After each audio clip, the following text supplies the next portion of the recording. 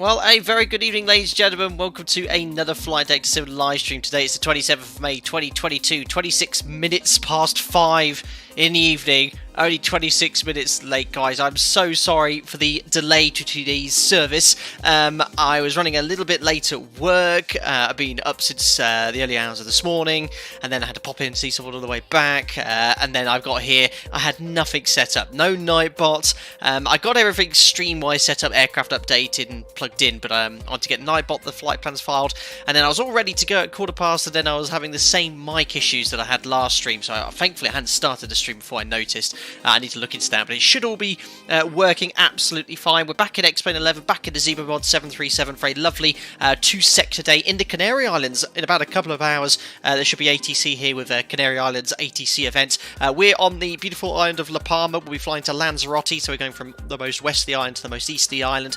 Flight time about 45 minutes, nice turnaround, and the return sector as well. Live weather, live time. We've got lovely Orbex True Air scenery and the Orbex La Palma scenery here as well.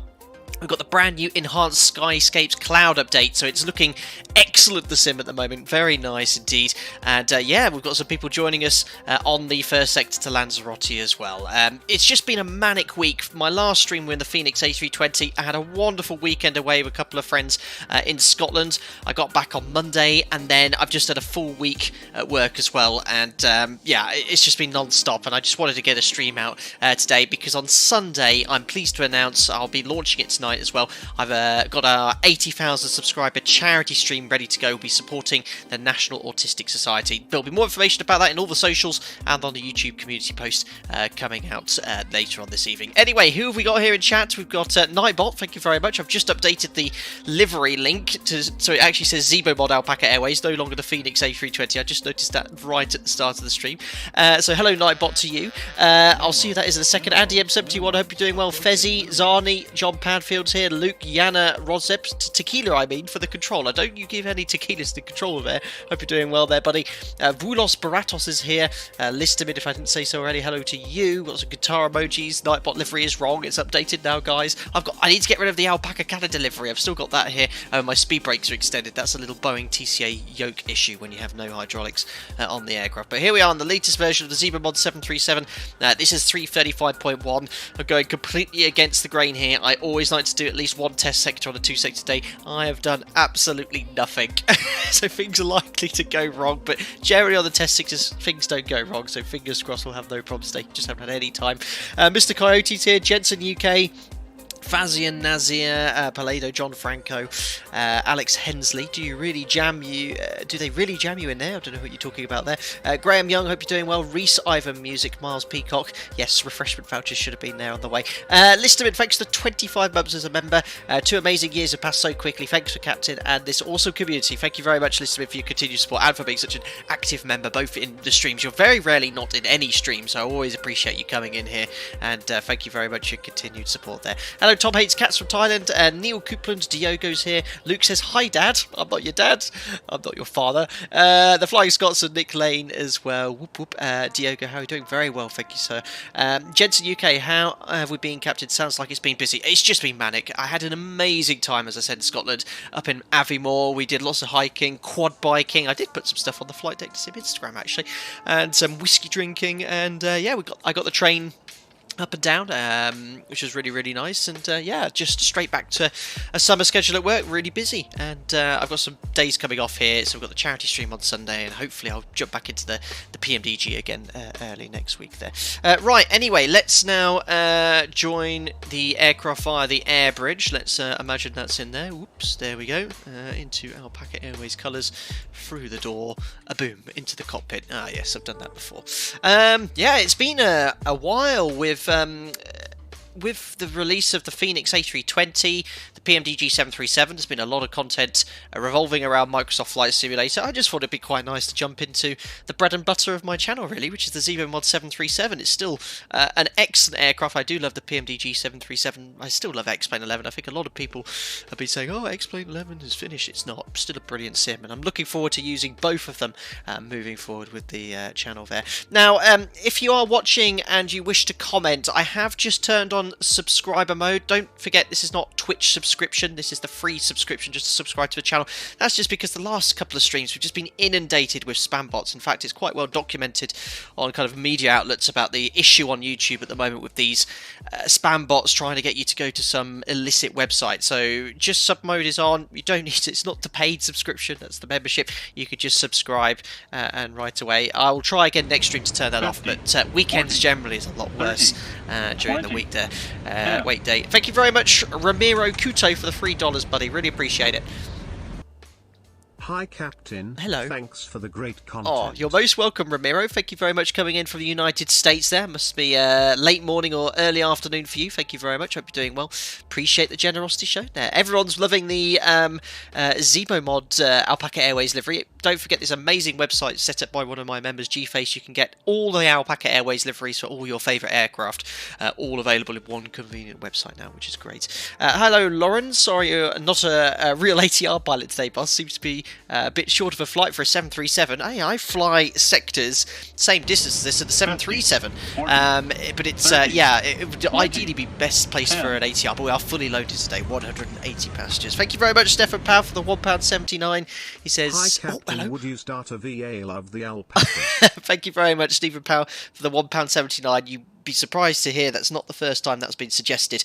I just don't have any time to sort of manage or load up and organise flights for people there. So at the moment I kind of like it as it is, which is an unofficial VA, which is sort of well recognised, and it's well recognised on VATSIM as well, VCP. So yeah, I'll think about it. Right now I just don't have any time to start other things like that at the moment, but appreciate the suggestion and your generosity there. Thank you very much. Scarf has just departed from Lanzarote to Madrid from Air Europa. Is that real life or in the sim? Sounds like a great flight. I was meant to be pushing back now, but yeah, sorry about the delay here. Technical problems, running late from work, and we're all good to go now. Right, let's get this show on the road then. So battery is on, GPU we can put on the bus, landing gear lever is down. We have 1, 2, 3, 4, 5, 6 green lights, and then we check all the aircraft documentation. It goes without saying, yoke cam is alive. Check out my shirt for today. When I say I was working today, I was actually in the sim as a body, because someone called in sick last minute, but I've got this beautiful shirt on with red and white and green, so yeah, I'm looking extra smart for today's live stream. Superb. Let's work our way down here. Check the squibs. We've got 1, 2, 3, 4, 5, 6 green lights. Check the fault AP detector in op, and we've got the fire warning lights, engine overheat, the wheel well lights as well, and then we check the warning lights illuminated too. And no knee cam today, no Tango Delta. Not putting that camera any lower than I did last stream. You all got to see my knees for the first time. Unbelievable. East Coast, going to get on the go then. No time to waste. We'll get there, but I do like, as a live stream, to interact with as many people as possible. John Padfield loves the shirt. Listed with fashion victim. Yes. Didn't get this from. Where did I get this from? I think it was Next. Quite a cool shirt, I think. There. Are you wearing a kilt shirt? Unbelievable, I am Perez. Thanks for your amazing video last stream as well. Knee reveal, says Javelin. Unbelievable. I hope you're enjoying the Phoenix A320. Had a lovely Italian with your family. Vision thinks it's the £7.37. Appreciate it, buddy.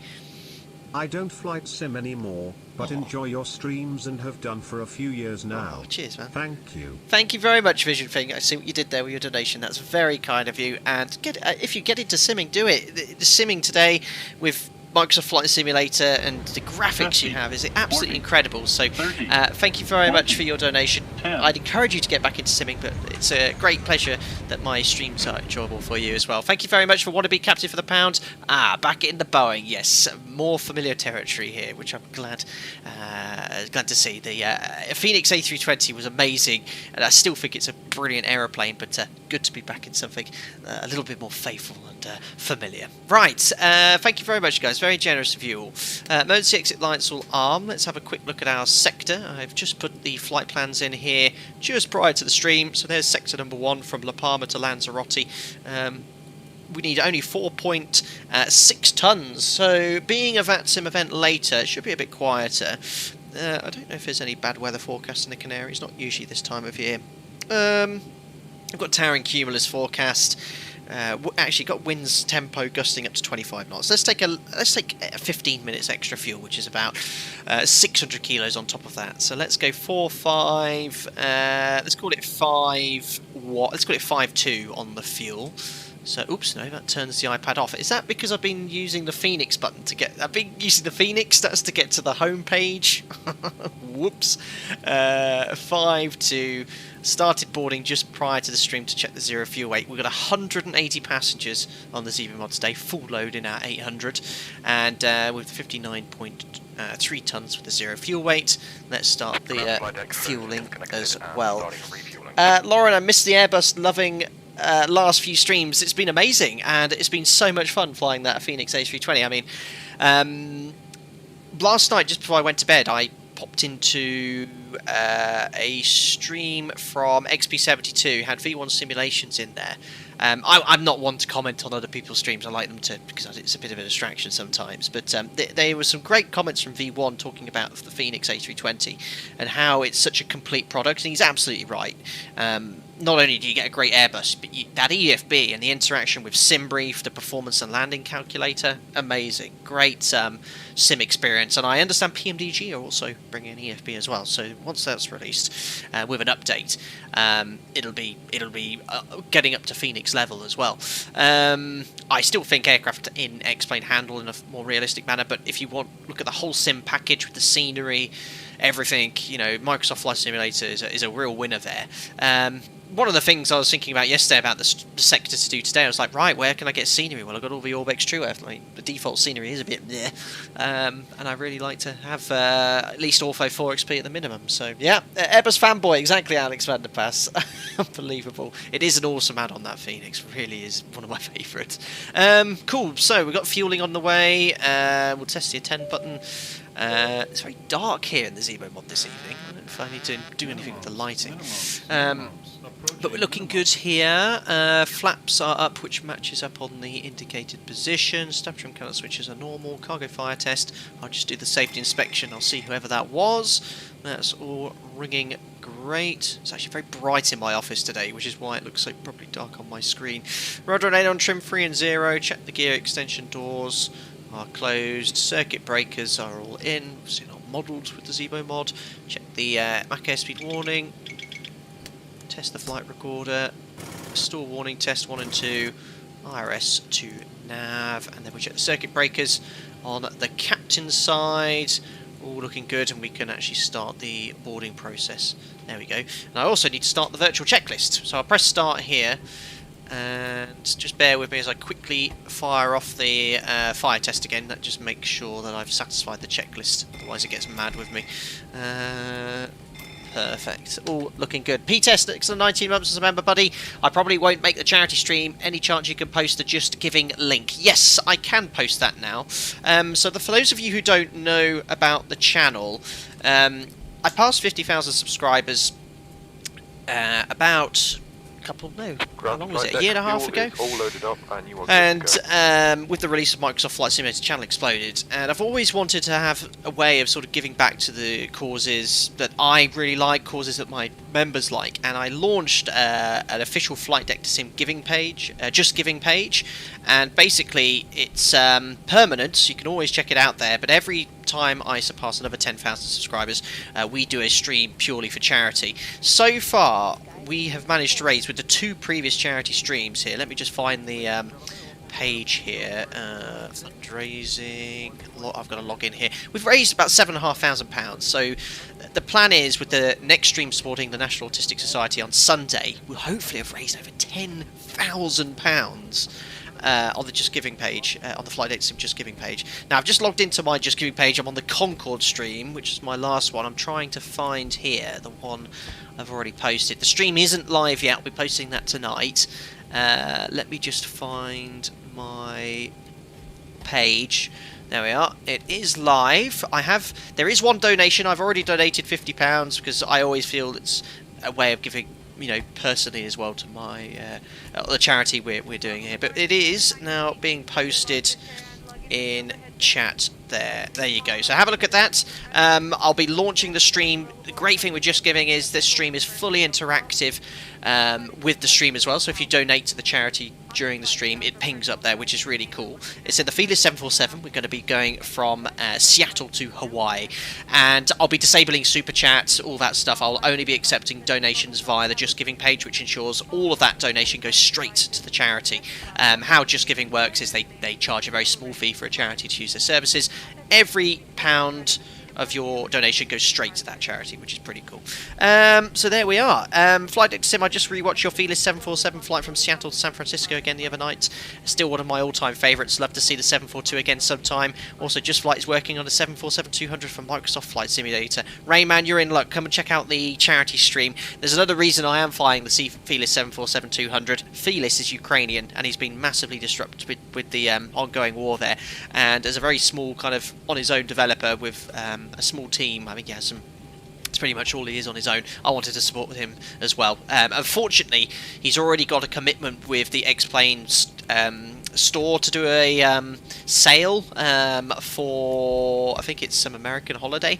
So unfortunately, it can't be on discount during the stream, but it's an awesome aircraft for X-Plane 11. I'm very much looking forward to using that on Sunday. Anyway, we'll talk all about that on Sunday, and I'll be posting that shortly. We better get on with the sector today. So let's have a little look on VATSIM. There is a VATSIM event on here later. There's no ATC at the moment. The event starts at 7 o'clock local, so it should be all good for the return sector. So having a look at Aero Weather, which is the app I use prior to work when I'm streaming to check the weather here. So right now in La Palma, it's lovely. Winds from the northeast at 4 knots. Broken 3,822 degrees, which is displayed there. QNH is 1018.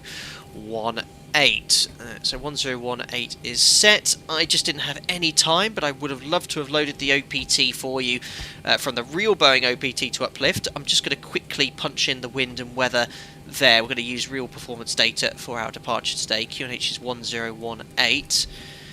And we'll do that when I get to the performance calculator later. I just want to check the MFRA is. MFRA is 1108. 1108. Perfect. So that is set, and we can go into loading the FMC. Just turn up the lighting here. Yeah, it'll probably be a nighttime flight on the way back, which will look great with the lighting there. Yeah, ZIBO is so dark after being in the PMDG. Yeah, I think there is a little lighting issue here. I don't know if it's like a shadow from the airbridge and it's overcast, but X-Plane's always... Why is the spoilers still extended? Oh, I think I need to reverse my axis.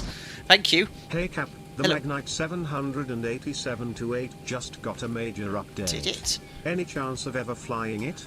To Scotland, maybe? Cheers, Eddie. Thank you very much for your donation. I really appreciate it, buddy. Yeah, we haven't flown the Magnite 7.8. I've heard mixed things about it, but I'll potentially look at that for a stream option in the future. Thank you very much for your suggestion and contribution there. Appreciate it. Magnite, yeah, I've heard it's okay. Interesting, right? Have I got the hydraulic pumps on? No, that's why. I forgot to turn them on. There we are. That's going to stow them. Perfect. Thank you, Eddie. Yeah, we'll have a look at that. What's the Magnite like, guys? I've heard mixed things about it, but we'll perhaps look at that in the future. Cheers, Eddie. Jensen UK, just a random question. I have had some issues with my throttle where they are calibrated the same. Is there a way that I can fix this in X-Plane 11? Where they're calibrated the same. I'm not sure what you mean there, Jensen. Are you using a quadrant like this, if I bring the webcam up, with two individual thrust lever connections? I don't know, but it works fine for me, and I pretty much just plugged and played. I haven't changed anything here. Very happy with how it works in the sim. Cool, right, so that's all done, It is dark in here, I'll admit. FMC, so all looking good. 738, we are in Golf Charlie Lima Alpha. We've been chatting away here. GPS left will punch in. Routing. We're going to Golf Charlie Romeo. Call sign today is Alpaca 1 Charlie Echo, which I did remember to update on the top of the overlay up there. Departure will definitely be runway 36. It is a Laris departure. I'll bring up the flight plan for you. Laris to Tango, and then Laris to Papa, straight into runway 03 down to Lanzarote. There's not even anything to put in the route page. Look, it goes to Laris, you go straight to the arrival. I've actually done a sector like this before. ILS Zulu 03, it'll be a map-head transition via Laris to Papa. We'll just go to the legs page, check for any discontinuities. So go here to plan. Laris, straight onto the transition. DME arc, looking beautiful in the mod. And Mike Point, Golfy. Lanzarote. I was in Lanzarote less than 100 hours ago. It's one of my favourite Canary Island destinations, as long as it's runway 0321's a bit tricky. But yeah, love here. Love going into this airport. Right, so we'll activate that and execute to init ref 038, nice and heavy, 180 passengers.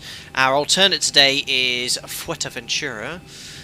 We need a total of 2.2 tons to get there to land with our final reserves intact. Cost index we'll use 30. We're cruising at 30,000 feet. You might notice the FMC is suggesting a lower level, but we discussed that actually on the last short sector we did in the ZIBO MOD and PMDG. On short flights, we typically go up to the cruise level. We might even be there for 10-15 minutes, even less, and then we go straight down. It is the most efficient way, typically, but there's lots of factors, you know, headwind, tailwind components, and things like that. But yeah, we'll be coming straight down, that's for sure. 265 at 36 is the wind. Top of climb ISA is 6. We'll execute that. We'll update flight level 300 here on the overhead panel. And elevation in Lanzarote, I was only there a few days ago, but I've already forgotten what it is, pretty much sea level. Yeah, 47 feet, so we'll put in 50 here. There we go. Let's have a little look at the OPT. Again, my apologies for not getting a screenshot out for you, but I've got it all in here. Takeoff weight, fueling is complete. It's going to be 64.4. 64.4. Not the longest runway, so it might be full 26k here. It is, no, full 22k, no problem at all, but that's with a full backtrack. Full 22k, and that should give us 92.3. We've got 93.3, so 1% difference with the AP running. That will drop to 92.5, and it's saying 92.3, so it's a 0.2 discrepancy. The reason is when you put the APU on and you get duct pressure, you then get the updated correct N1. Obviously, bleed air demand will change your minimum thrust setting. That's why we do bleeds off takeoff sometimes to get additional thrust from the engine. It's about a 1% difference in N1 there. Nice shirt there, Captain. Thank you very much. A little bit late on the stream there to comment that. Neil, I decided against the Thrustmaster yoke pack. Just ordered myself a Honeycomb Alpha and Beta. They're coming tomorrow. I've heard good things about the Honeycomb Alpha and Beta. I love the yoke, to be fair, on the Thrustmaster. The quadrant's okay. I think the throttle quadrant isn't as good as the yoke, but it works from a functional point of view. Cool. Let's have a look here. Have I just realised I have the... Right, I know why I said you got a nice shirt. It's because I've got the yoke cam on, haven't I? The whole time. I hope you didn't see my noggin.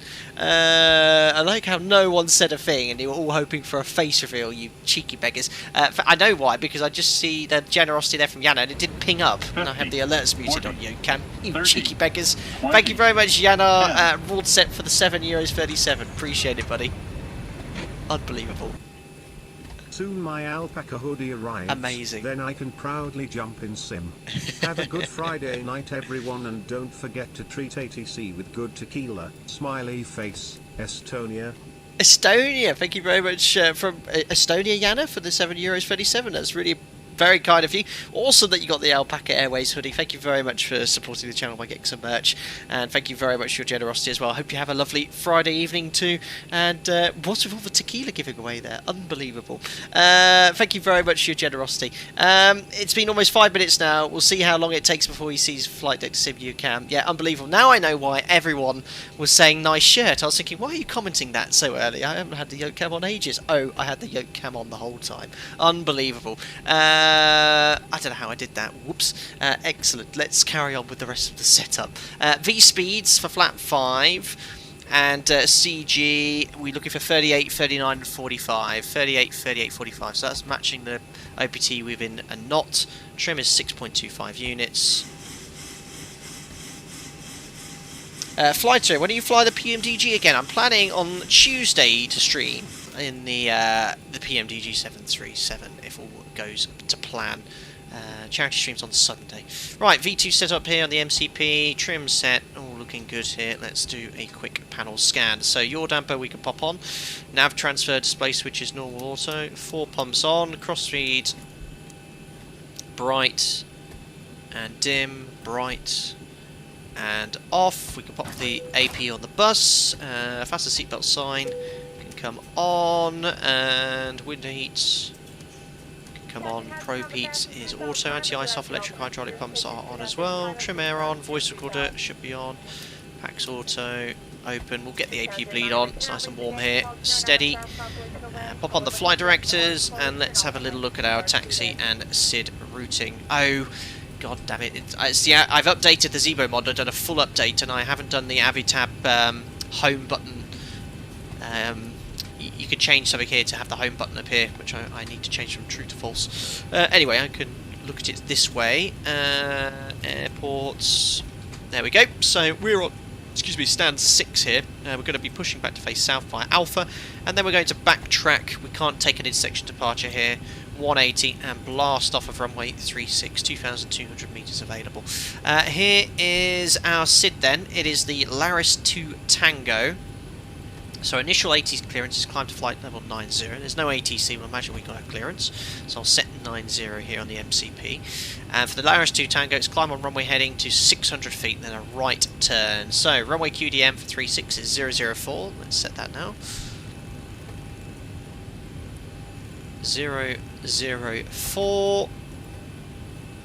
And there's 600 feet. Immediate right turn, so go to the legs page, you can see it's commanding 600, conditional waypoint, and then it's going to be a turn. Slight bypass there, so we've got a 210 knot speed restriction anyway, so we'll make sure we don't bug above 210 until that turn's complete.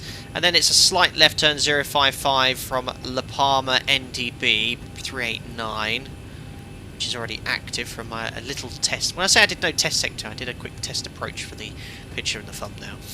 So Bravo X-ray to Vanir, and then we're 103 outbound on the 283 radial towards Tenerife North. So we'll put 103 for the course here. And we'll tune up Tenerife North 17.7. We'll make that active on box 1. And then from Tenerife North, not to scale, it's a left turn. Left turn, track is 079 degrees, 78 miles, we've got 080 degrees, 78 miles all the way to Laris. We've got to be at or above 130 at that point. But look at that, at or above 130, notice this at Tenerife North 300, we're already going to be in the descent to Lanzarote at that point. So the 130 above is quite funny, because that's on the SID, but it's also the arrival, beginning of the arrival as well. So that's it, geographically. In a beautiful part of the world. I'll show you all the different islands quickly. Bring up the map. So we're on La Palma. This is the island where the volcano was erupting for many months. This airport was closed. La Gomera. There's Tenerife. Tenerife North. So we're flying right over the north of the island. Gran Canaria, Fuerteventura, and there's our destination Lanzarote. So we're going from the most, well, not quite the most westerly one, but one of the largest airports is here, all the way over to Lanzarote, the most easterly island. That's about 350 miles or so. Excellent. So I think we've done everything briefing-wise. We'll select terrain, airport, just do a quick light test. Auto brake to RTO, reset the fuel flow. And Jim can have legs. We'll have the takeoff page. Don't know what he's executing, so I'll execute that now. I know, is that the guy? It's the light test, you absolute noob. Reset. Just make sure it doesn't need executing. No. And then we'll do the checklist. Hello, why there is remark not to scale in chart? What is that practical meaning? Yes, great question there. So if you have a look at the chart again there, MGS1. If it was to scale, they'd need a chart twice as wide. So you see this distance covered here is 71 miles. This distance is 78 miles. There isn't enough space to draw that identical line. So if they did, they have a set size for charts. So often what you'll find is when they have something not to scale, if they have a large distance to cover, but they have to show the complete SID, they'll just have a small area and design that into how the chart looks. And that's just they've built it so all the information on the right here can accommodate that Laris part as well. So this 78 miles isn't to scale on the chart, whereas all the landmarks, VORs, distances are. So that's what that means. Perfect. Jensen, got to go. We'll be back. Just going to have to go and get some food and drink if I don't see you take off. Enjoy. See you soon. Or take care, Jensen. I'll hopefully see you later. Are your clocks showing different time? We should be live time at the moment. 16:56 Zulu. It's 17:56 British Summer Time mix, so we should be all looking good. Are you looking here at this time? Yeah. So the time on the EFB is local, and the time here is GMT. That's probably what you're noticing there. Excellent. Let's do the safety inspection before start checklist. Safety inspection checklist. Surfaces and chocks. Checked. Maintenance status. Checked. Battery. On. Electric hydraulic pumps. On. Landing gear lever. Down. Ship's library. Checked. Safety inspection checklist complete. Perfect. Let's just call better pushback. We'll see who we have today. Connect first. Ground to cockpit. Door is driving up. Sound someone Spanish? Before start checklist to the line. IRS mode selectors. Nav. Gear pins. Removed. Light test. Checked. Oxygen. Uh-oh. Not again. I haven't tested my oxygen. Not again. Let's test the oxygen quickly. Tested 100%. There we go. Yaw damper. On. Nav transfer and display switches. Normal and auto. Fuel. So, for this sector, we require a minimum of 4.5. We've signed for 5.2 tonnes on board. Checked. Fuel pumps. 4 pumps on. Cabin util IFE galley power. On. Emergency exit lights. Armed. Fasten belts. On. Window heat. On. Air conditioning. PEX auto. Bleeds on. Pressurization. So we've got 300 for the cruise, 50 Okay. land out All sets. doors and hatches are closed. Ready to connect. Set. Pressurization mode selector. Auto. Instruments. Cross-checked. Auto brake. RTO. Hydraulics. Normal. Speed brake. Down D10. Parking brake. Set. Stab trim cutout switches. Normal. Wheel well fire warning. Checked. Radios, radar and transponder. So there's no ATC at the moment, so we've got 2000 and standby set. Perfect. Set and standby. Rudder and aileron trim. 3 and 0. Takeoff briefing. So that's been discussed. Discussed. PA. Complete. FMC CDU. That is takeoff on my side and legs on Jim's. Set. N1 and IAS bugs. N1 and IIS auto. V-speed set. Stab trim. Set. Performance, weight and balance. That is signed and sent for 22k. Checked. EFB. Airplane mode and stowed. Phones. Off. Flight deck windows and cockpit door. Not again. Closed.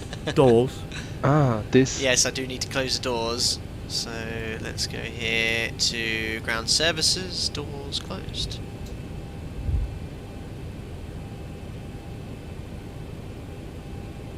Closed. Passengers. Seated. Before start checklist completed to the line. Perfect. Checklist good. Yeah, saw the comment there. Yes, link to the audio checklist there. It is a great checklist. This checklist is loosely based off my operators, and it's completely interactive with the ZIBO mod, so it'll actually check your configuration. And some things you need to check yourself, for example, fuel. It's like being at work. Great, great add-on for the ZIBO mod there.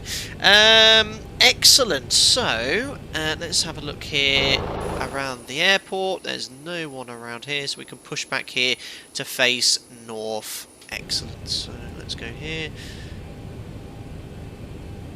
Oops. Ground to cockpit. Please show me where you want to go. This guy's nowhere near as moody as the moody pushback guy. He's lovely. Let's do that. Why's that not working? So connected and bypass pin inserted. Release parking brake. So packs off. Anti-collision light can come on. Parking rate is set. Transponder out off. Let's do the checks below the line. Before start checklist below the line. Air conditioning packs. Off. Thanks, Mark. Anti-collision light. On. Parking brake. Set. Transponder. Out of. Before start checklist complete. Landed back from timing. Tenerife other day and went into the flight deck. Awesome. Noticed they left the left aft fuel pump on and turned off one engine electric switch. Why not turn off all, as it was the last flight? Thank you very much, Mark Jackson. Not sure what you're referring to regarding the engine electric switch. Are you talking about the igniter here? These will be stayed in off, but the igniter stays in typically right, because that's powered by, let me get this right, the AC standby bus. The left igniter is the AC transfer bus, might be the other way around.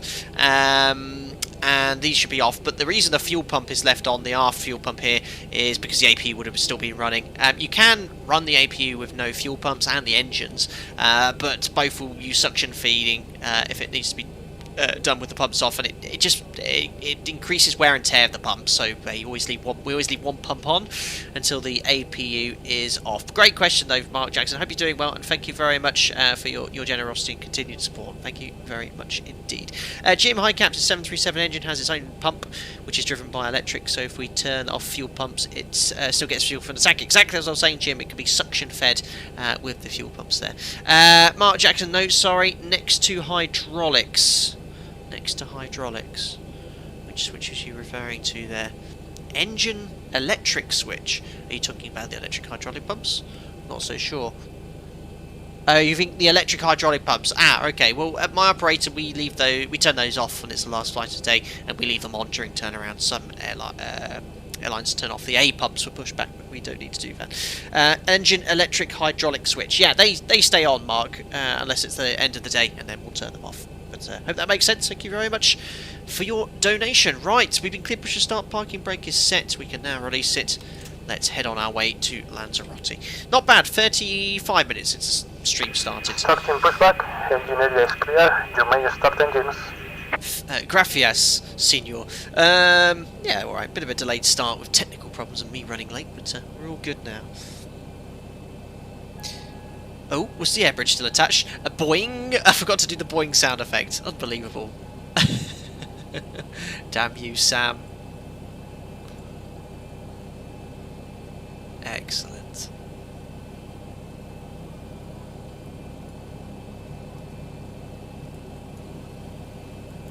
Beautiful scenery, this Orbex True Earth. There's one thing I do miss from Microsoft Flight Simulator: you just don't have to worry about scenery. You just go. It's all there for you. Right, start engine number 2.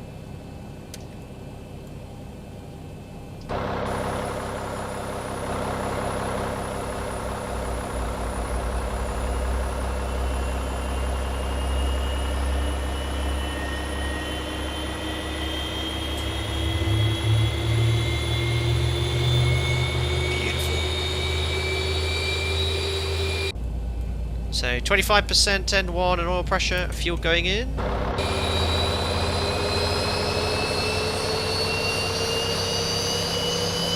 JS Amrong, are you using the new version of Enhanced Skyscapes? Yes, I am. You can see up here, there's some more options that draw sky, draw clouds, smooth updates. That's the main thing. Smooth updates and transitions now, which is great. Oh, alpaca everywhere.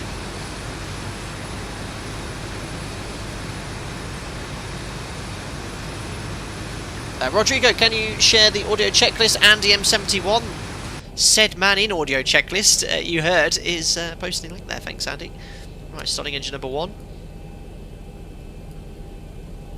And 2. Operation complete. Set parking brake. Parking brake set. Disconnecting tow. Stand by. Perfect.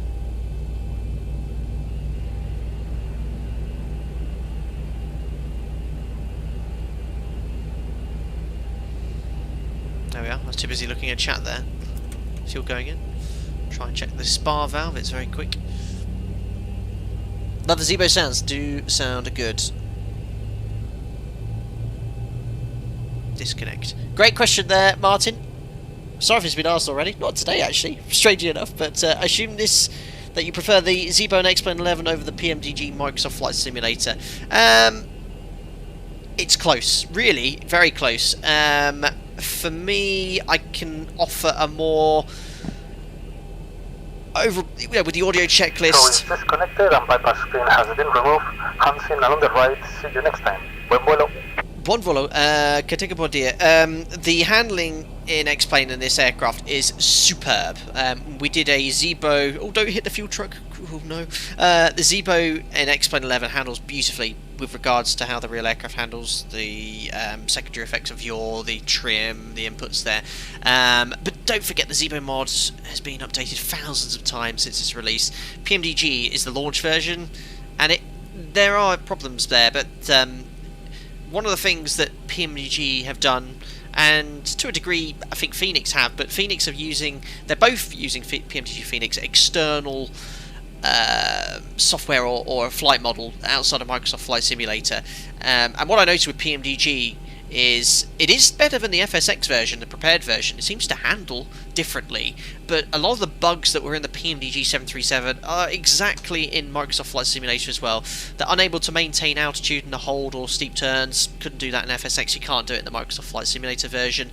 You know, there's the same things. The holding's a bit funky as well, but for launch version, very happy with it, and I'll be streaming it lots here. But aircraft in X-Men 11 just handle in a far more realistic manner, and when you pair it with scenery like this, for me it's better. But don't get me wrong, I love Microsoft Flight Sim. I've had a blast, and I'll be streaming it next week in the PMDG again. So it's like they both have their pros and cons. They really do.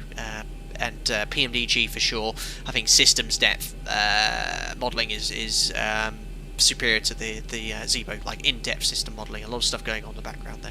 Right, anyway, we could talk about that all day. Generators on, APU off, start switches to continuous. Well, I just see the bypass pin. Probe heat's on, packs auto, isolation valve auto, APU bleed is off. Later on, I'll probably demonstrate a bleeds off takeoff from Lanzarote. We shouldn't be heavy enough, but it'd be quite cool to show you guys one on a stream. Flight controls then, full forward, full back, full left, and full right, and doing the rudders now. Oh, I can't do the rudders. Hold on, guys. I need to bend down. That means you'd see my face.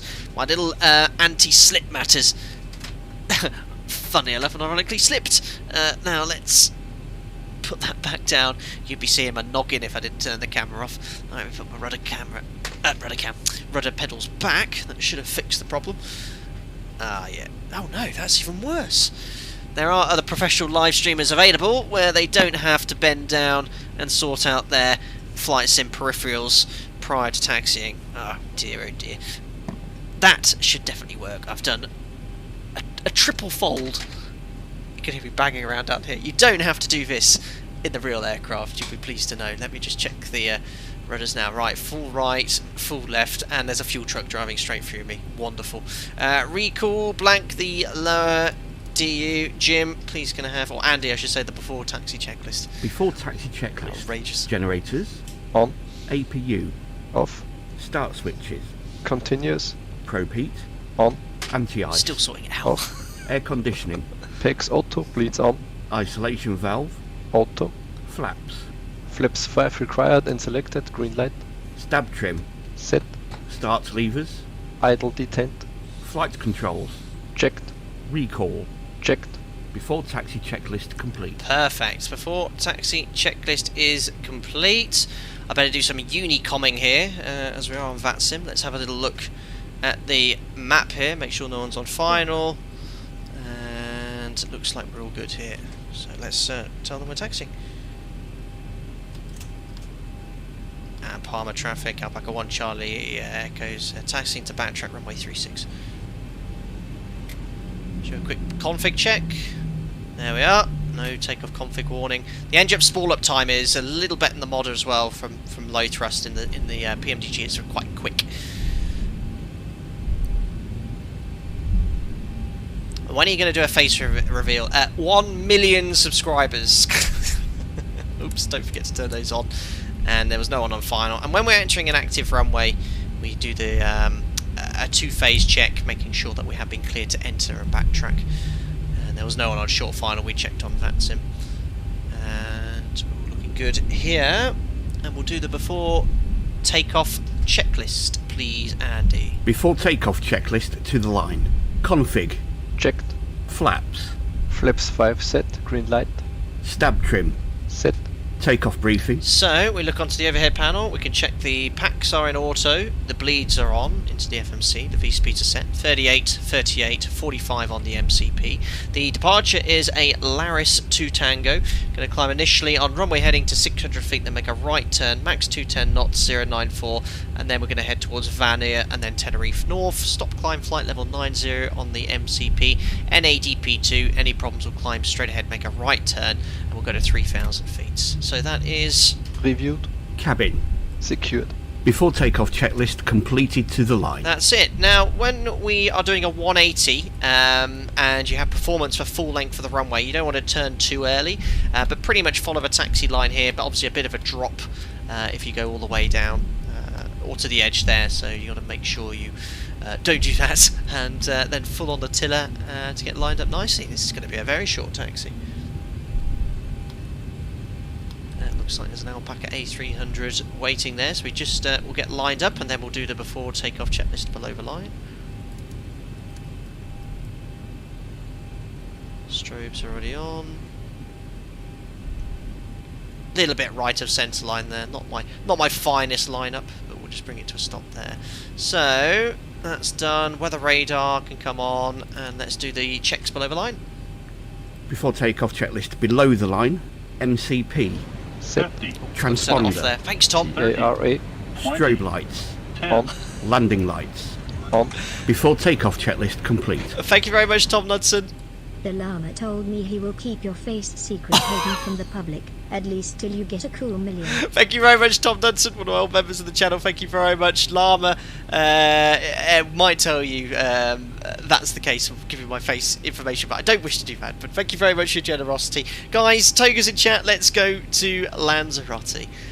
Alpaca 1 Charlie Echoes, rolling runway 36. Timing. Oh, my chair's not centre here. So that's stabilised. Toga, set takeoff thrust.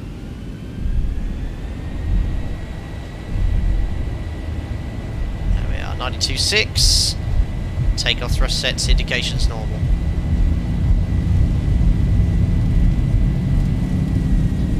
Ooh. Oh, my thrust there. Checked.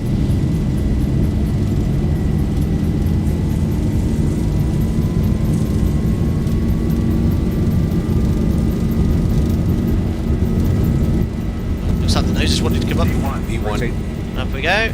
2 to 2.5 degrees per second. And we're airborne. Positive brake. Gears coming up. Ah, in trim. Beautiful.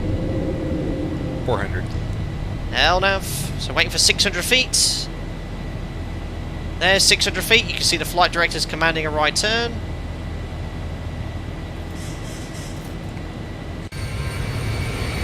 Oh, yes.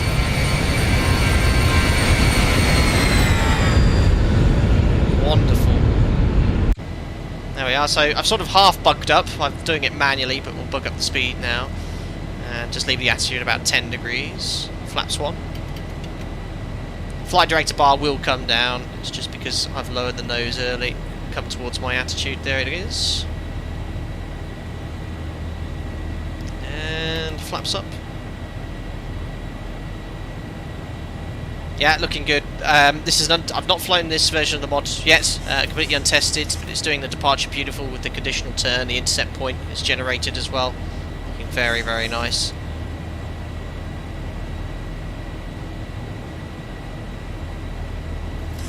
So max 210 knots for that turn, we've complied with. We can now verify the flaps are up, no lights, so we can engage the autopilot as well. VNAV set standard. And passing 3.5 for flight level 90, we can now complete the after takeoff for checklist. So gears off, water brakes off, and up here air conditioning and pressurization. Diff pressure is 1.8, auto bleeds on. Looking good. Air conditioning and pressurization is set. And altimeters we have standard set, passing 4.6 for flight level 90. There we are. We can accelerate from the 210 knots to 250, and the after takeoff checklist is complete. Yeah, mod's doing a great job dealing with this SID. I remember doing earlier versions and It took a lot of work from ZIBO and feedback to get all conditional waypoints working correctly, the magenta line to draw correctly, but it's coped with this really, really nicely. Right, there's no ATC, so we'll imagine we've got continuous climb to flight level 300. Just to show you how close top of climb and top of descent are. Look, it's about 40 miles difference there, so we'll set 300 now. And what we often do at my operator, when you're clear to a higher level, we'll delete any reduced climb thrust. Like this. Some of you might have flown with Japan Airways and you'll hear that. It's about 3 minutes, 4 minutes after takeoff, an increase of thrust. That's because they've deleted climb thrust. We're on our way. Giant Axe, why does it have the gear off? On the NG, if you don't turn it off, basically it keeps the hydraulic lines holding the gear up pressurised, which just adds wear and tear. When you don't actually need that, you have the gear locks as a physical lock holding the gear in place, so it depressurises the system by moving it to off. The Max, it does it automatically, as most other Airbuses and modern Boeings do.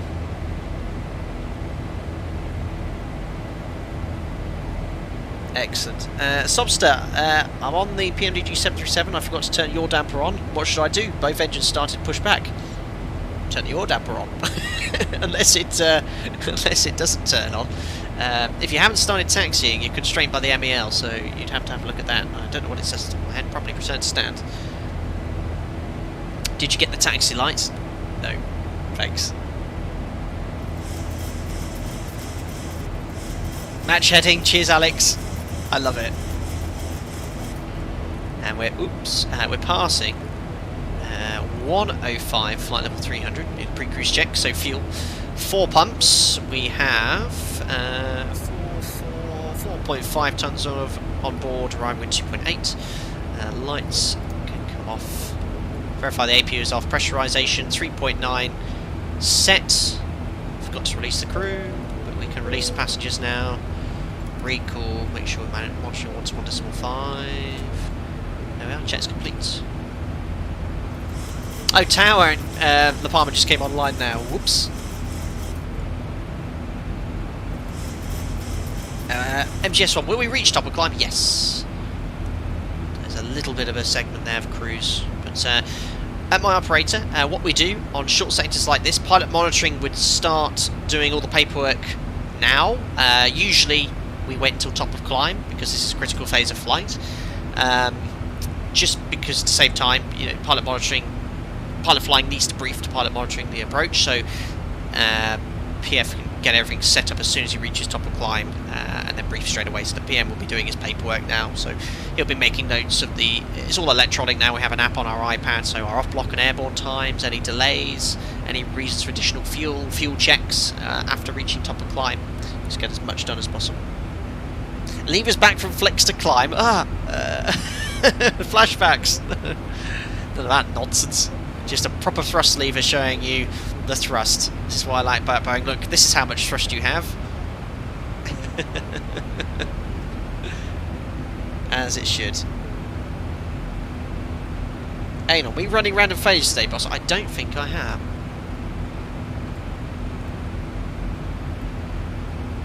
No.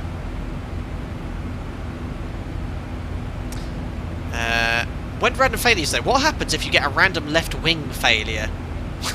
That's what I was concerned about. I'll leave it off today, I'm scared. And it won't be on for the Phoenix sim either.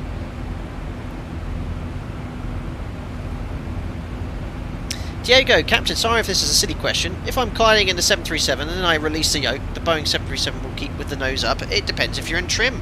This is a conventional airplane by all senses, so just to demonstrate you, the autopilot will have put this in trim for us. So if I disconnect the autopilot, see how it just holds its position? That's pretty much what we do in real life. Now, the aircraft will still react to external forces, and it is naturally positively stable. So if there is any external force change in wind direction, say for example an increase in wind or headwind, you might notice the aircraft rate of climb increase, but it'll eventually stabilise again. It is very stable at the moment because there's no external forces going on at all. Now if I was to reduce thrust, if I disconnect the auto throttle, because the position of the engine's below the centre of gravity, notice how the nose starts coming down. as I've reduced thrust. That's just the effects of underslung engines. And if I go back to climb thrust, you'll notice now the aircraft's slowly stopped descending. The air's a little less dense here. It's a lot more effective at lower altitude. You can notice it. I'd expect the nose to go up a little more perhaps, but at higher altitudes like this, where the air is less dense, it's not quite as effective. But there you go. To be fair, now that the autopilot in, it's now biting onto the flight directors. Great question. Not a silly question at all. There's no such thing as a silly question in aviation.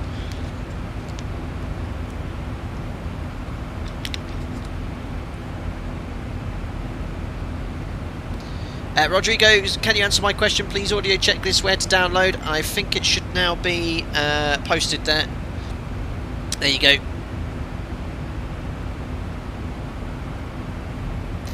So yeah, getting a lot of emails, tweets and things about the ZIBO mod. How do I update it? Has there been an issue getting it from the usual sources? ZIBO sends it to me directly via Discord, so I'm not sure how it works publicly. If anyone would want to answer that in chat, feel free to do so, because I really don't know the answer to that. I've also recently taken the decision on my Facebook page. I've actually disabled messages. The reason is I'm sitting on hundreds and hundreds and hundreds of messages, and realistically I'm just not going to get back to them. So I have disabled Facebook Messenger. You can still message me via Instagram or Twitter or email, so I can still be contacted, but yeah, there was no way I was ever going to get any time to reply. It was literally 400 or 500 pending messages, some of them from well over a year ago, and every day 5 or 6 come in, and I just can't on my own deal with that. So it's a shame, but I have disabled that now. Lee Russell, thanks for the 13 months membership. He just simply says whoop with a smiling face. Thank you very much for your continued support, my friend. Unfortunately, Microsoft Bill doesn't read out the membership's comments. Yeah, each member gets a monthly free comment, and unfortunately it doesn't get highlighted by the voice. It'd be great if it did, but unfortunately it doesn't. But thank you nonetheless for your comment. Bobby, do planes drop toilet water at altitude? They don't. They're stored in a internal tank, and then they are it's collected post-flight and removed. Tom Knudsen, did you update enhanced skyscapes before this flight? Yes, I have. This is the new version with the draw clouds option. I've got my original preset as well, and yeah, it's a super update. Apparently, nice smooth transitions with weather updates. No immediate changes. We'll keep an eye on that today.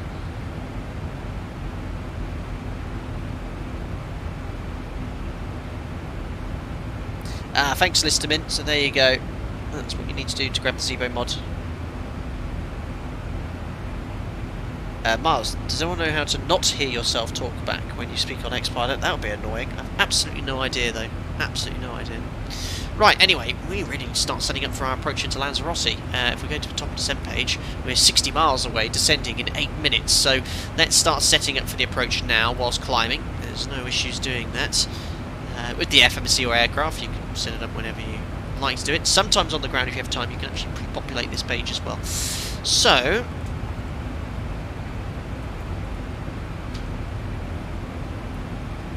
here's our descent page.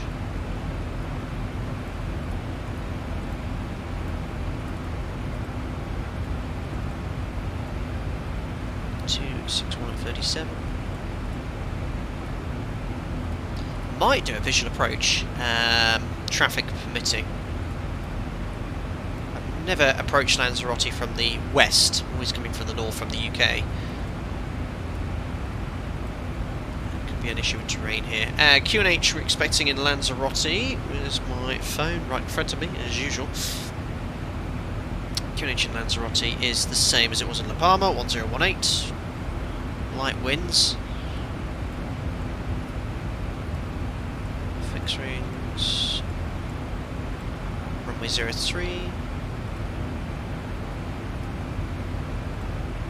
10. 4. And 90. That's going to be roughly where top of descent is for us. There you go.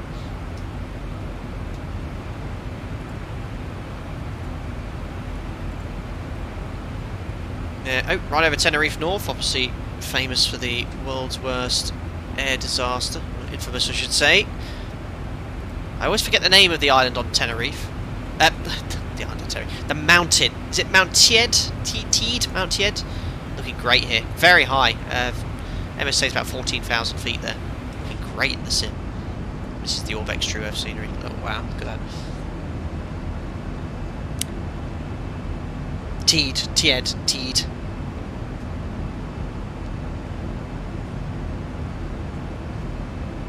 Oh, was that a little cloud update I saw? Sneaky. TD, pronounced tidy. Really? I think it's pronounced tidy, is it? But could well be. Anyway, get rid of that, and that, and that. Lanzarote, Star, Laris to Papa. Approach, ILS. Zulu 03. So, could do a visual. I could do a visual approach onto a 5-mile final. Bit of a terrain issue, but quite like to test the DME arc as well. And we'll be doing an NDB approach into back into La Palma later. We'll get it set up for the ILS for now. 1091.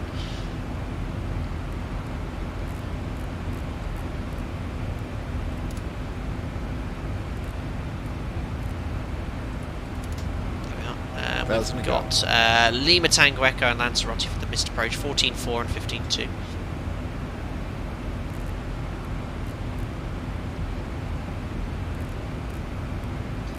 So frequencies are set, courses are 031.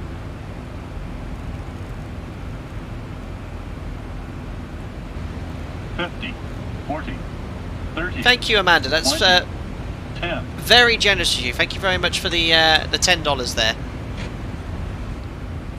I subscribed just to yell happy birthday to my husband, There Be Dragons, Aw. a resident flight geek and flight deck 2 sim fan. Totally worth the money. Aw. The whole family thoroughly enjoys your channel. Smiley face. Amanda, thank you so much for the $10. That's extremely generous of you. There Be Dragons, I recognise that subscriber name. Of course, it's a great subscriber name. Thank you very much. That's very generous of you. Hello, Amanda and family. I'm sure chat will say hello to Amanda and family as well, and to There Be Dragons. Happy birthday to There Be Dragons as well. I hope you're having a great day, and if you're the fact that you're spending any time of your birthday watching my stream is a real privilege, so thank you very much. That's very generous of you, Amanda, coming in from the United States there, so thank you very much indeed for your generosity, and happy birthday. I don't have a happy birthday sound emoji, unfortunately. What's this one here? I hope it's not rude. Sometimes they can be rude. Happy birthday! Oh yeah, there you go. I'll add that to my soundboard. Happy birthday there Be Dragons. Superb. Thank you very much for your generosity. Wow, well there you go. Thank you, Amanda.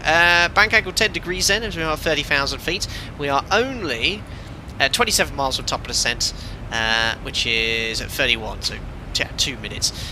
Arrival then is going to take us via Laris, 220 knots at this waypoint here. Just make sure this is all coded correctly. 220 knots at Lima Tango Echo 41, so Lanzarote. And then Maped, which is the initial approach fix, max 200 knots, 5,000 feet or above, which checks for the holding altitude. That is fine. That is our arrival. Simple as that. Now from Maped, we continue inbound towards Lima Tango Echo, and then we make a 13 DME arc, which should be all coded here. Let's go to the plan page. At that point there, so we've got 270, the Oscar waypoint is 15 miles, so 15.2, that's for the turn. And then we have, now there's a little tiny bug here, it says 8.1. It shouldn't be 8.1, it should say 13. Why it says 8.1 I'm not so sure, but looking here at the 10-mile ring, you can see it has drawn a 13-mile arc, so I'm pretty confident the actual arc has been drawn correctly and it's going to fly correctly. Why it says 8.1, I'm not so sure, and then 2.7. I think what it might have done is the distance between the two here, the waypoints, where it should be just saying 13. Maybe it's done that, and then it's a 2.7 mile arc there. It should be just 13 there, but very, very minor bug. And then via Lobso, or no, sorry, Golfi. Lobso's coming in from the east. Golfi, 2,300 feet all the way around. and then the platform as well. Onto the ILS. Frequencies, courses, minimums. 459 feet. 459 feet is set. And the QNH are expecting was 1018, same as in La Palma. Super short sector. Top descent is only 10 miles away. Let's have a little look at the performance as well. So airport and airport info. So runway 03 here. We always plan to vacate at Echo 2, which is a hotspot. Landing distance says about 2,100 meters to make that exit. And let's just have a look here at the performance. We're going to get our descent clearance here imminently. So let me just put 5. Well, we'll just set 200 initially. Let's do a bit of a VNAV test. So the aircraft will initiate descent automatically. And performance calculator here. So we're going to go to performance landing, Lanzarote, runway 03, dry, surface wind. Sorry chat, I will get back to you on these short sectors. It's very, very snappy. Worst case is 1203. So it's a full crosswind. Temperature 22 degrees. Beautiful. QNH is 1018. Fuel 35, rounding with 3. 500 to burn. 61 or 62.2 is our landing weight.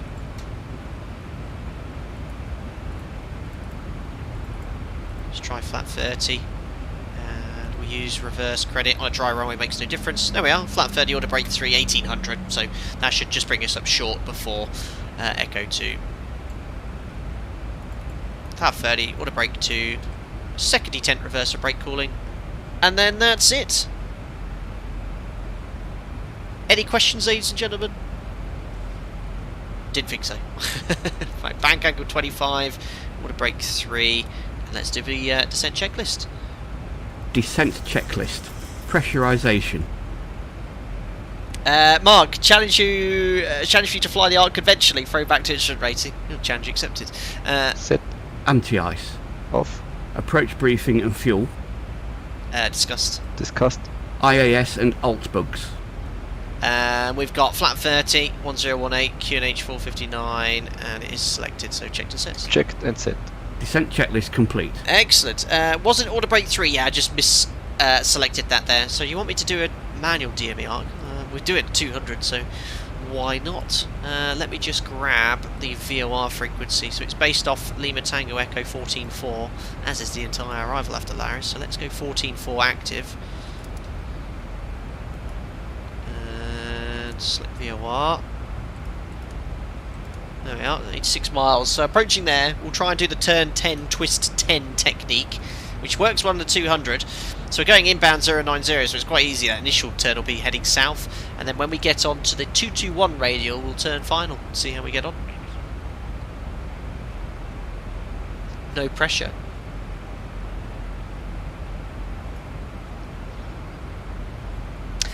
Triple 8777 PMDG or ZIBO, how do they compare? So I did do a dedicated comparison stream. I still might do a dedicated video on that. They both have their pros and cons. Bearing in mind that PMDG is a release version and they said they're going to update it, not bad. There are a number of little bugs which were in their previous prepared version or FSX version. For example, the autopilot's a bit not great at maintaining altitude. And a bit buggy, the LNAV, but it's great, you know, to be able to use Microsoft Flight Simulator and enjoy Microsoft Flight Simulator in a good 737 is a good thing. The ZIBO mod though is thousands of updates. It just works.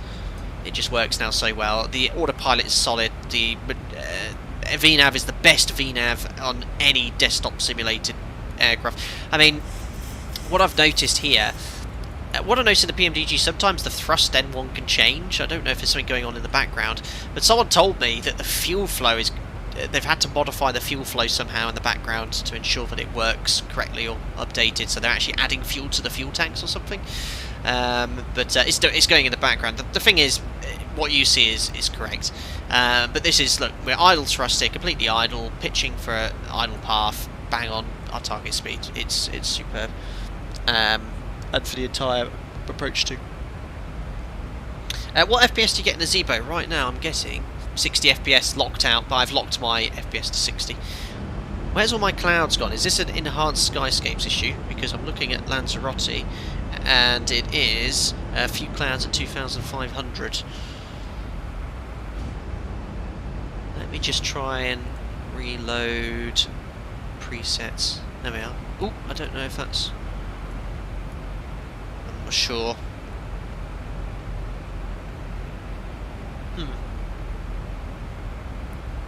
I haven't seen the new Top Gun movie yet, but it is on my wish list.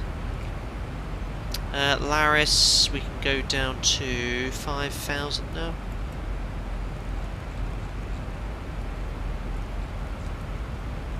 Yeah, a bit concerned I can't see any clouds apart from these clouds we had earlier. I didn't actually notice what happened to the clouds, it was quite cloudy. Seam bleeding into the view there.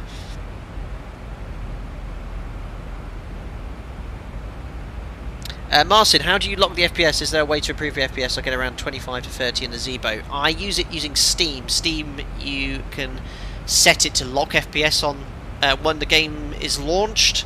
If you look online, Steam FPS lock. That's the best way to do it. You can't do it in X-Plane itself, but that way it just... I think it uses excessive resources when it tries to exceed 60 FPS, but I'm very fortunate to have a powerful PC which can run most aircraft at the highest settings, you know. Cat. Does struggle with the old holding, the old PMDG. But it is, I do love that airplane. Well, I'm planning to fly it on Tuesday. There we are, so that's Fuerteventura, and there's Lanzarote on the left. Fuerteventura, out of all the Canary Islands, is probably the one that's... I wouldn't say the easiest, but all the Canary Island airports, Tenerife, Lanzarote, Gran Canaria, La Palma, they suffer from wind shear and strong winds and turbulence associated with that, especially Tenerife South. Get a lot of wind shear there. Fuerteventura is usually okay. Usually if you get rubbish winds and wind shear, all the others, Fuerteventura is a bit of a safe bet.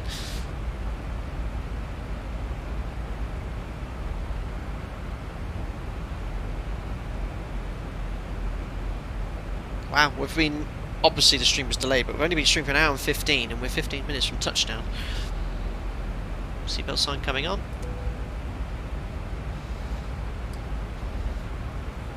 Am I going... Do you want me to go full raw data for this approach? I mean, I really wanted to see how VNav was going to behave with the approach, but if you want me to go old school, I'm happy to do that. Let me know in chat. You can just go old school, not refer to anything. Go to level change. Flight into sim after landing at Fuerteventura. GG, easy. Or I could do a visual approach. Visual approach, we usually utilise the FMC. Old school, raw data. Unbelievable. Do the anti-Airbus, said YPOC. Brilliant.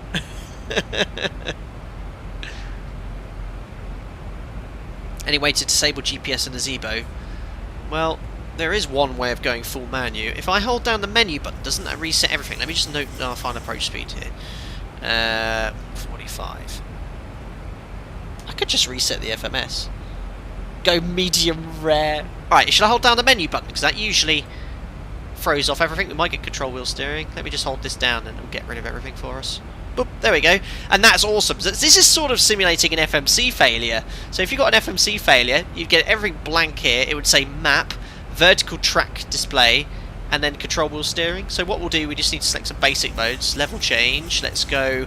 well, if we go to VOR, center, match the course up like we would in our FlyJ sim, and we can use Vorlock, Vorlock engage, there we are, and we'll set Q in H1018. So now we have actually gone full manual. I need to now look at the chart. So we're going to wait for map head. We're on that radial 090, perfect, and we're going to wait until 15 DME. DME is 40. There we go. That escalated, but that's exactly what would happen with an FMS failure. What I can do here, we'll go to the bugs, set VREF 145. There we go. We should set the missed approach thrust setting, but I think it's still reading from the FMS something, so that's okay. This would go blank as well. We need to do a full FMS failure stream. Would be quite cool. Good practice for me. There we go. Oops. No, I'm going too fast here because I've lost VNav. At 41 miles, we should be doing 220 knots. Oh, whoops. That was a bad time to fail it, so let's slow down and level change. And Vorloc's working here.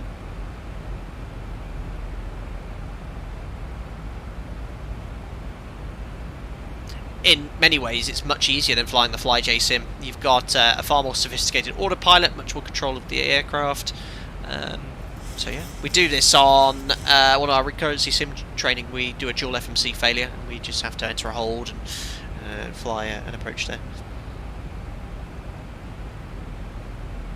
Eddie, never seen you land with thunderstorms, Captain. Guess he wins just to learn how to manage the bird. Eddie, if you look at type in YouTube flight deck to sim. I've done loads of streams in thunderstorms and strong winds.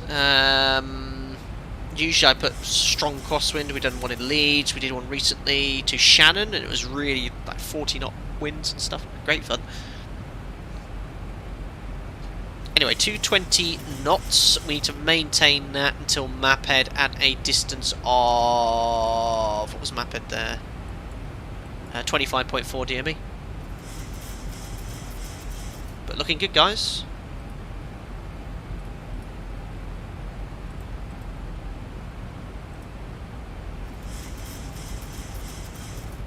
Perfect.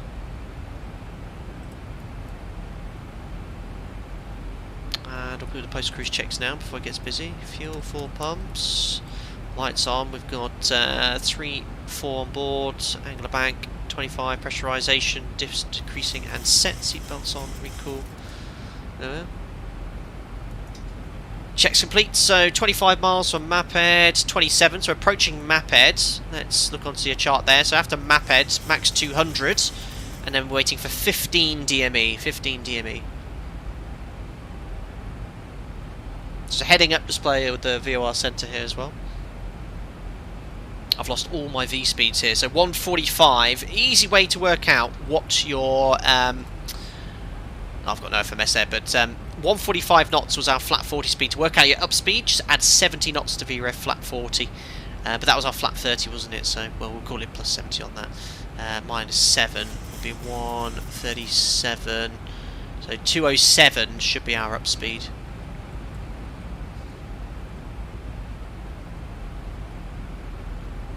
And on the chart, we can step down to 5,000.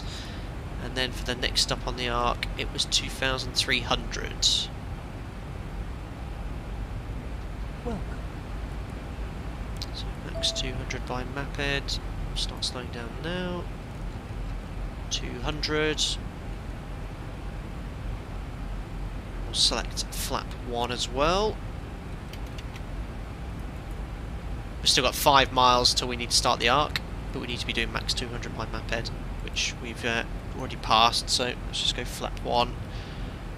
I'll bring the speed back to about 190. So height, distance, cross checks, we can add our total distance, so that's 10, well, about that was about 10 as well, so 20, 15, so height-wise okay. I might just come a little bit lower just to make sure I get onto the ILS. So again, just waiting for 15 DME. And then we're going to set initial heading of 180.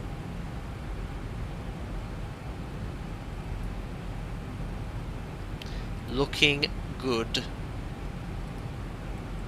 Just make sure there's no, there's still no ATC. The event starts at 1900 Zulu, I think. So it's still an hour until the event starts. I started to stream a bit early. 17.5 DME then. Just show you where we are. Boop, there we go. Wait for 15 DME. Without the FMC info, do you have any default approach speeds? We look at the QRH YPOC. We know our gross weight. We just take our gross weight, 0 fuel weight, which we know pre-flight, add our fuel, and then we can look at the table to see what our VREFs are. Hopefully I made a note just before I failed the FMS. Don't forget to stow the lap tray. Oh, sorry, I'll pack a ring today. Unbelievable. Yeah, no Airbus. So 15.2 DME, 15.2. Actually, what I should have done, sorry, I should have started the turn early. So let's go heading select 180. And actually, no, I think that turns based on 15.2 onto the 13 DMER, can't we? So let's do 180, turn 10, twist 10.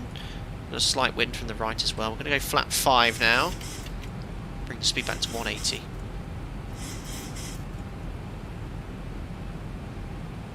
That's nicely intercepting the 13-mile arc. Look at that, 13.6. Set this course to our final approach course now.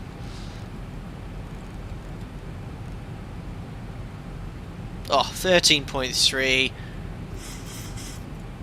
13.2. We are DME arcing. Right, 13.2. And looking at the head of the needle here, you can see we're pushing the head round. So I'm already going to take that 10-degree turn now to 170. And it's just turn 10, twist 10, till we get all the way to our intercept radial of 221, and then we'll turn final. So when the tail of that needle is on 221, we can turn final. Some stuff you can't teach. Thank you, Liam. Took it right out of my mouth. So 13.2, the head of the needle's already past 90 degrees, so I can make another 10-degree turn. See, it's sort of holding at 13.2. I think for your skills test, you'll be within 1 mile.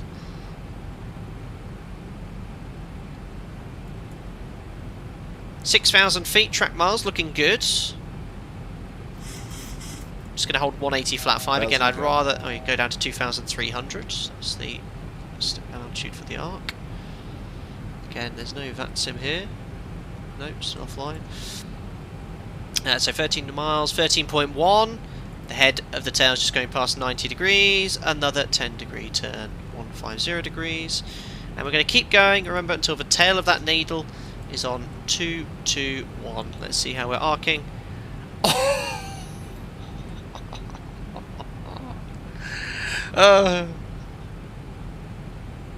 Looking good, 13 miles. Just beautiful.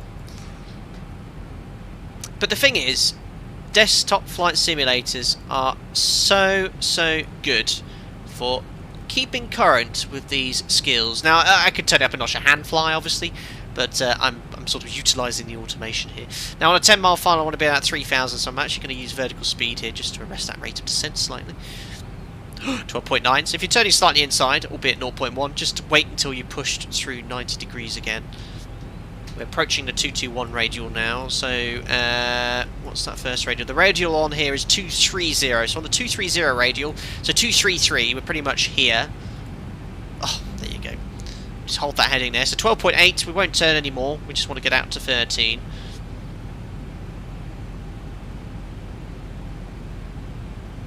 Just turn a little bit too early for that one, but that was, if you're turning inside of it, just go wings level until you get back to 13 again. Getting ready for the final turn now anyway. Radial 221. Turn the needle is on 225, so very close to turning final. I'll just leave that heading until the intercept now. There you go, look.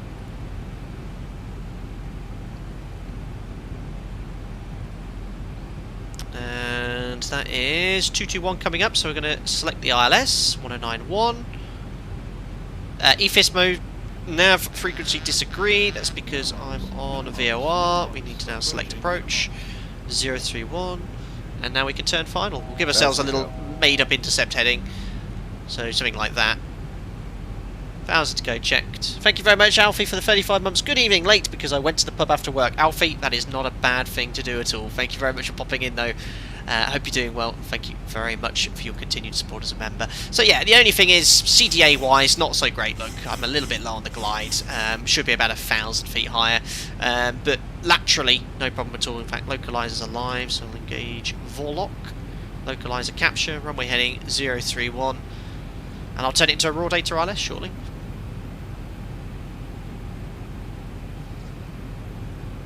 So in real life on charts, can you see yourself like you can see yourself on Navigraph? You can, Presmo. It's actually an overlay device on our Navigraph on my operator's app, but we don't use it. 2 tons people leave their homes. Unbelievable. Well, we have no FMS, so no database or anything selected. We're going old school here. So yeah, only thing I did not concentrate on here was the height, very low. But we can sort of turn this into a raw data ILS. So get established on the localizer. And better quickly do the approach checklist. We're already established. Approach checklist. Altimeters and instruments. Set and cross-checked. Approach aids. Checked and set. Approach checklist complete. Perfect. So let's get the aircraft level off at 2,300. 5 degrees, about 55%. With flat 5 to maintain level flight. Just disconnecting the auto throttle there.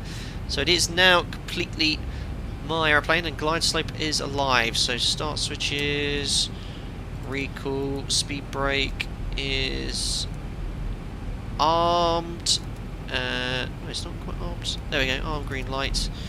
Landing gear to come as well. So yeah, let's do a raw data ILS then. It's quite a lot more difficult without the V-speeds displaying, but let's do it. And we're just holding on the landing checklist. So disconnect the autopilot. Going to do a low drag raw data. So glide slope capture. Oh yeah, let me just turn the flight directors off. I can't remember how to do that. There we go. They're cycled. And so target about on the 2.5 degrees at flat 5 actually. 2.5 degrees. I just need a little bit more thrust there to maintain our speed. Yeah, 2.5 degrees nicely holds it flat 5. 1 degree once you've configured flat 30.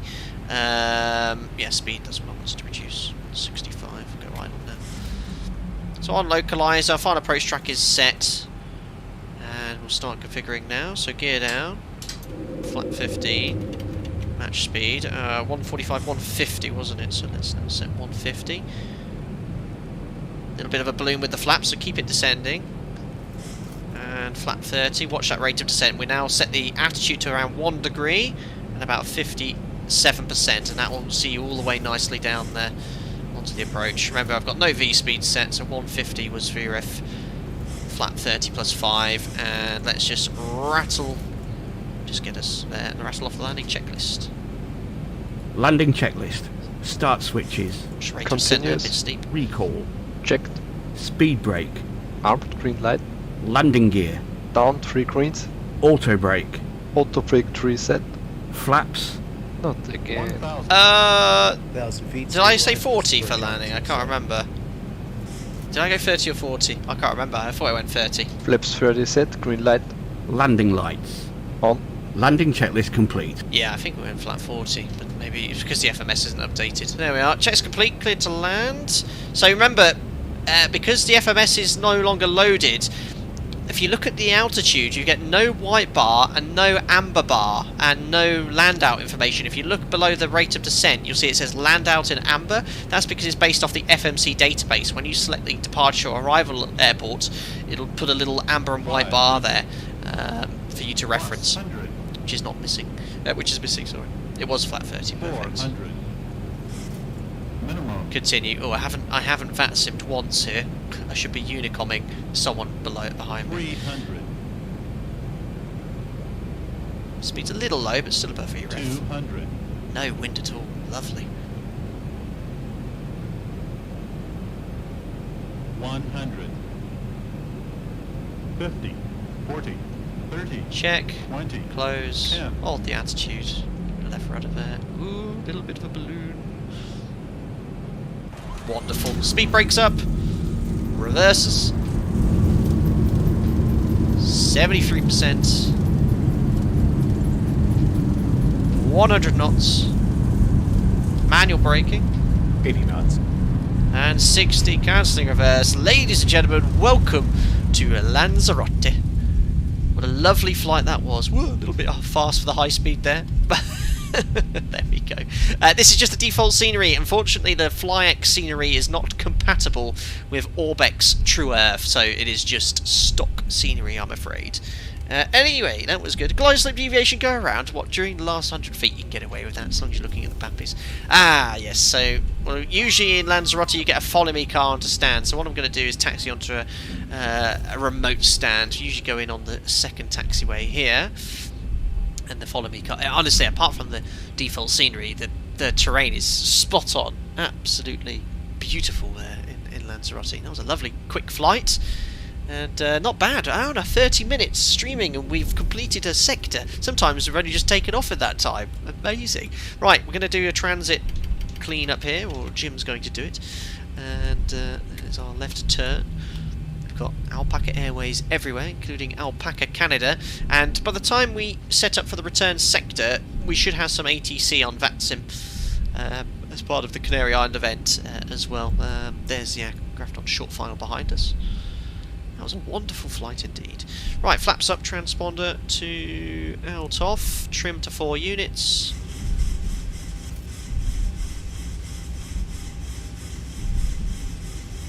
There we are, that is set, auto brake is off, we can set that to 100.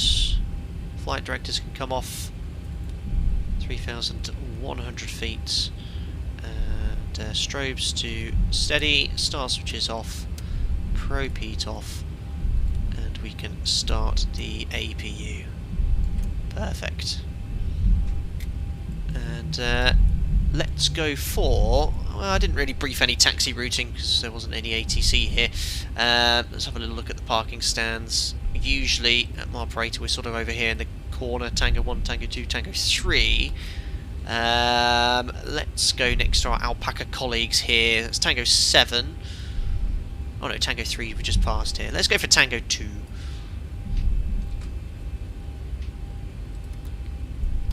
Shut down engine number 2.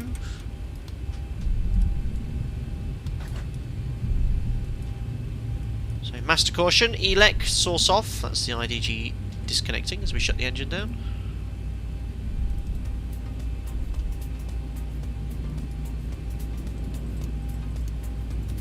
Got a little bit slow there. Oh, please don't be uphill. Please don't be uphill. No, no, no, no, no, no, no. 40%. Oh! Uh-oh. I'll tell you a little story. Flight Deck Sim story time. This has happened to me in real life. Anyone would like to guess what you could have to do if you shut an engine down and then you can't taxi onto stand because you can't really go above 40% N1? We are moving, and this has happened to me in real life, and it happened during the command upgrade training. The captain said, yeah, the training captain said, turn an engine off, and I was like, we're quite heavy, we're 63 tons, yes, but the company wants to encourage single engine taxi. So I did, I shut it down, and guess what happened? We had a delayed taxi onto stand because there was no marshal. I stopped, and I could not go. So this is what you have to do. Bit of a pain.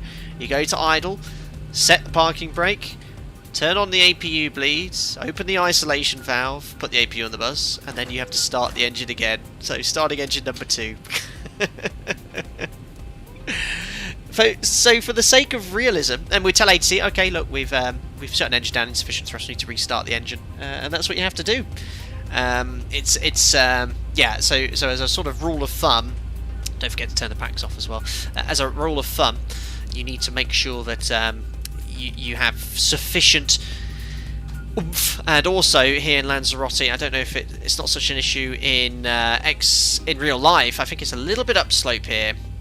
Looking at the attitude, if you look here, you see how it's not completely in the middle there. So it's the upslope that's killed me. So yeah, this is something I've had to do in real life once before. And my operator, they have very detailed airfield briefing documentation that says, oh yes, at this airport, don't shut an engine down because it is uphill. And just to show you, and this is what's really cool about X-Plane, look at the thrust here, 33%, and look how we're moving forward now. And that's sort of what I'd expect with a little bit of an upslope like this. It's actually quite steep. Look at that, 38%, and we're barely accelerating, so 100% needed to do that. Oh, that would be embarrassing. Oh, Ethan, I've only got about 400 people watching me who saw me do that. Well, Anon will come into the gate pretty hot. Yeah, don't do that. Whoops. anyway. Oh look, even Austin's vegan food is backing up. That'll do here. Excellent. Right, parking brake we can now set, and we have 2 blues, 1 red, and I'll shut the engine 2 down again, and number 1 this time. Ladies and gentlemen, welcome to Lanzarote. We can pop those back to auto, pop the anti-collision light off when the N2 is below 20%, imagine that's done. Voice recorder we can pop on, and transponder 2000 standby, and that's the transit flown. Very little to do, and we can now read the transit shutdown checklist. Shutdown checklist. Electrical. EPU on the bus. Fasten belts. Damn. Off. Probe heat. Off. Anti-ice. Off. Voice recorders. On. GTA Air 5 racer, conditioning packs. yes. Auto. Engine bleed. On. APU bleed. Not again. Yes, I did that. That should be off because I had to restart the Exterior engine. lights. Checked. Start switches. Off. Auto brake. Off. Speed brake. Down D10. Flaps. Up, no lights. Parking brake. Set. Start levers. Cut off. Weather radar. Off. Transponder. Stand by. CVR circuit breaker. In. Cockpit door. Not again. Unlocked. Shutdown checklist complete. Excellent, there we are. Checklist is complete. The aircraft is configured for another sector, and it's reset the checklist, which is pretty cool. Yeah, that was great. I hope you enjoyed the little DME arc. It was compared to the FlyJSim and old school aircraft, it's considerably easier in an aircraft like this with a modern autopilot. So I should have perhaps next time I'll do it manually. Then I'll be really testing myself. Might be doing one in the Fearless 747 for our charity stream on Sunday. But don't forget, we're only halfway through the stream today. That is sector number 1 over. The return sector to La Palma we'll be getting set up ready for shortly, and we'll be doing an awesome offset NDB approach into La Palma today, and hopefully some ATC on VATSIM as well. Let's have a little look at the comments in chat before I throw you to the replay screen. Have a quick break. Carter Boy says livery. Everyone's loving Alpaca Airways today. VV, why can't you go over 40% on one engine asymmetrical thrust? It's because we're taxiing. No issue of asymmetrical thrust there.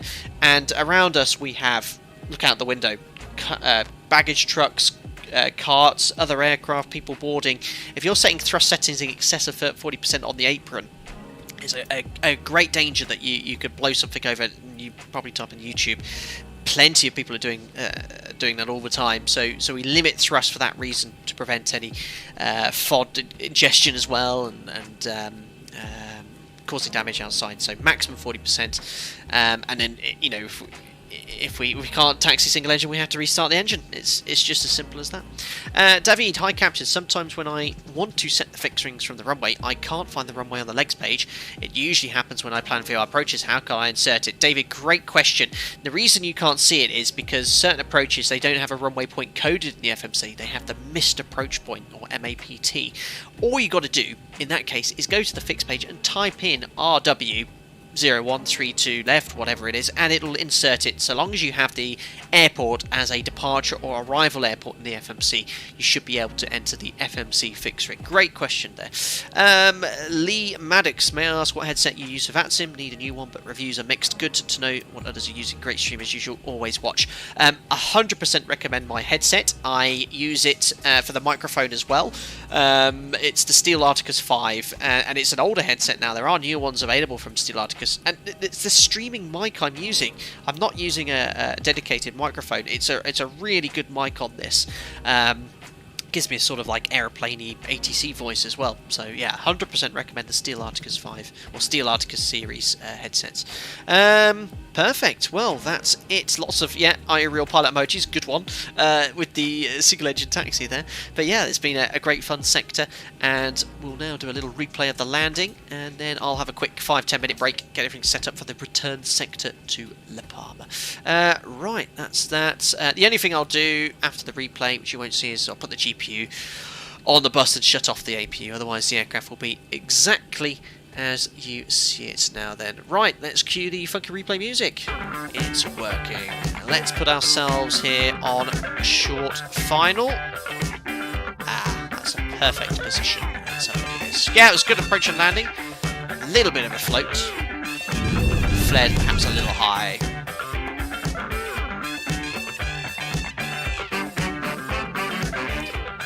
This music don't get old.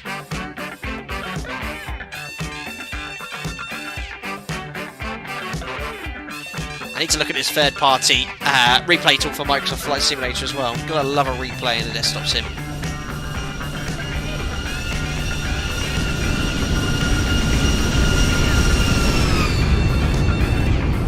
This version of the mod, excellent. Woo, yeah, flare a little high, but the runway is descending. Ah, nice. Wing flex on point.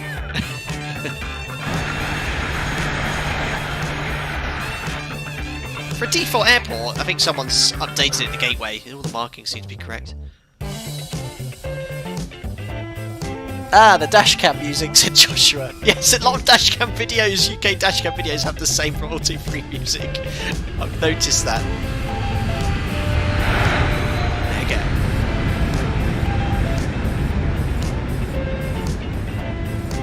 go. 2 tons, you're quite right. Yeah, I did say I'd change it over. Maybe for the next one, I'll do the not funky replay music. We do have the relaxing replay music, which I can, if I abruptly change the music here, this is the relaxing one. It's actually very nice. Tell me what you prefer, chat, as we do one more landing from the tower view.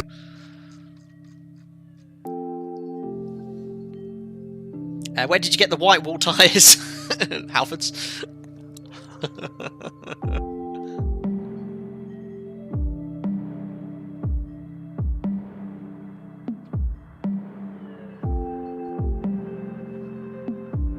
There we go. Yeah, a little bit of a float there. The centre line tracking was on point.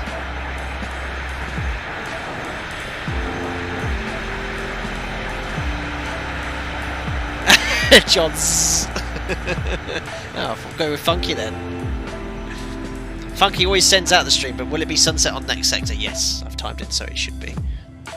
It's too chill, it makes me sleepy. Unbelievable. Right, anyway, I'll let you enjoy that approach from this wing view. And when we vacate the runway, I'll throw you to the Be Right Back screen. I'll then get everything set up for the return sector to La Palma. Hopefully I'll have some ATC. Hope you enjoyed the stream so far. Don't forget to smash the thumbs up button if you are enjoying it. What do you think of the subscriber-only chat, guys? It's been a pleasure not to have the bots coming in here. I might keep that on, because all you got to do is subscribe to the channel to chat. It's not exactly difficult. But, yeah, I'll let me know. Guys, I'll see you in about 10 minutes. I'll aim to be back here around 17 minutes past. See you shortly.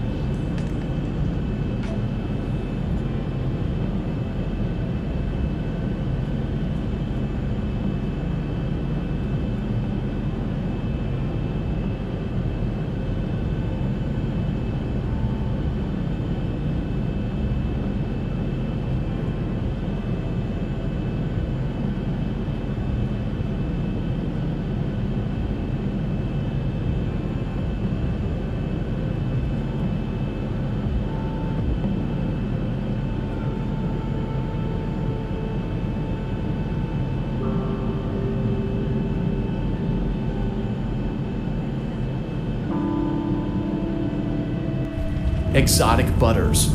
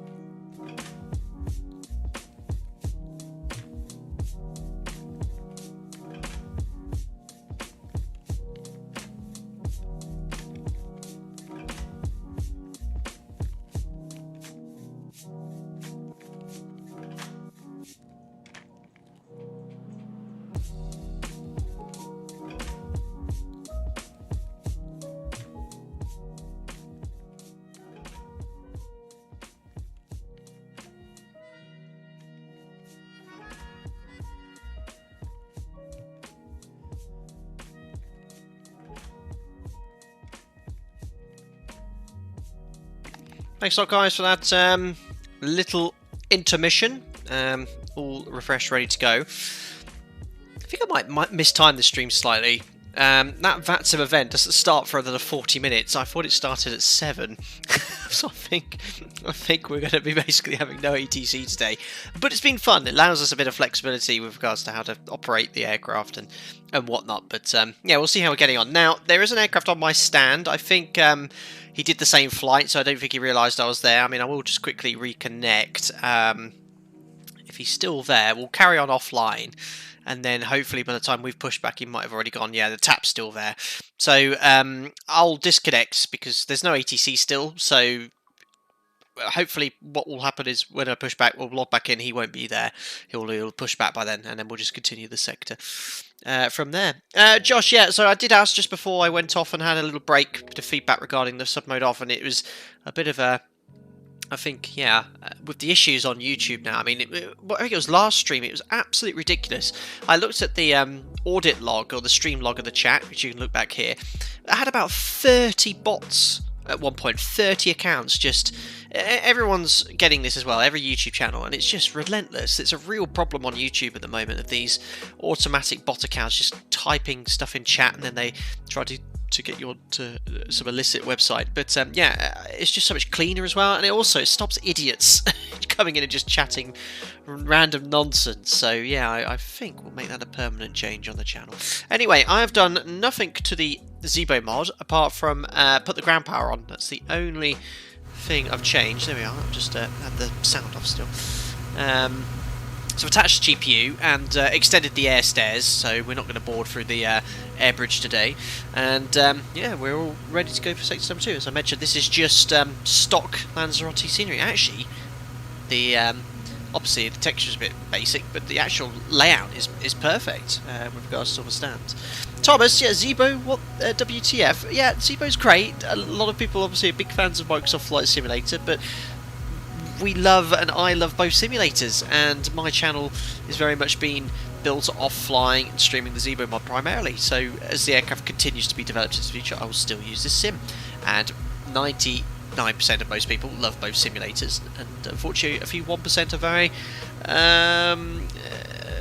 that use guerrilla-like comments and military-style comments, as people often refer to me saying, or what I say there with regards to the criticism of The Sims. They're both amazing. Oh, the tap has gone now. Okay, that's good. Yeah, there are no idiots. It's just the regulars. Well, let me just quickly rejoin. Yeah, I think the tap was completely innocent. He just completed the same flight I'd done, but looks like he's logged off now. Perfect. Well, I'll pop back online like I have done, and we'll zoof into the flight deck. Look at that. Right, so transit setup. The aircraft is exactly as I left it. Jim, I'm not letting him fly today. I'm doing both sectors of pilot flying, so he'll be doing the walk around, getting the fuel ordered, and checking the aircraft externally. And dispatchers come on and said, yep, you've got 180 passengers for the return sector. Ooh, let's see how I scored actually on the ZIBO mod. Is it under fuel weight and balance? What? Weak? Oh no! ZIBO, what have I done? Oh, this is awful. How do I hide that? I see. I hate Airbus. Gosh, the Airbus feels very strange. It's an Airbus. It shouldn't let me bank over a certain point anyway. I hate Airbus. That's it. I'm done. No more Airbus. Thrust climb. Watch me go. Love it. I can Airbus. Love it. Well, I don't. But it is cool. I like it. I am Airbusing. Oh. Yes. That is excellent. I'm going to be Airbusing the whole way in. And because it's an Airbus, I could easily enjoy the wing views. I just trust the system. How do you turn down the brightness of the MCP? Isn't it? Don't worry, I am Airbus. Final approach! Yes! I did it! Oh, it's a piece of cake. No, level change. I want you to do it, plane. Don't trust me. And I see 2 reds, 2 whites. We are Airbusing today. Oh, come on! Love it! Might go around.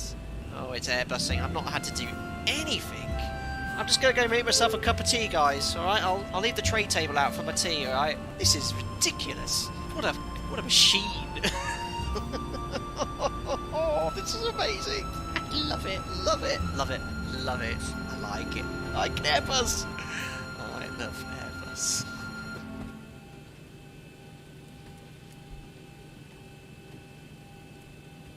Unbelievable. I had to play it. After getting a weak rating in the ZIBO mod 737 for the approach, and just in case anyone missed it last stream as well. Amazing. I am Paris. Thank you so much for making that video, one of my members. Unbelievable. What did I do then? High rate of descent below 500. Ooh, I must have been in excess of 1,000 then. Oops. High glide slope deviation. What? Between 200 and 500? This is outrageous. Approach flap speed in FMC below 2,000. That doesn't count because we had no FMC. I failed it. Unbelievable. I am Airbus. Thank you very much, Andrew Bjorn. Appreciate your 17 months as a member. Thank you very much indeed. Well, there you go. What can I say? Well, we'll have to check the approach rating. Remind me after La Palma. I'm going for 10 stars. My landing was 5 stars, but my approach rating very poor on behalf of ZIBO. Unbelievable. Thanks, Andrew Bjorn, for your continued support there. Jason, your catchphrase should have been, I did a thing. I've used that a lot in the Airbus for sure. Straight from Jeremy Clarkson. Unbelievable. Right, let's do a little bit of seriousness here. Still no ATC, unfortunately. So I've just got the latest weather conditions from my phone based on Aero Weather. So Lanzarote, it's lovely. 320 at 10 knots, 10k, few at 2,500, 24 degrees. QNH is now 1016. Surely hasn't dropped hectopascals. Maybe I had that set wrong for the approach. Whoops, if I did. MFRA, according to the OPT, is 1047.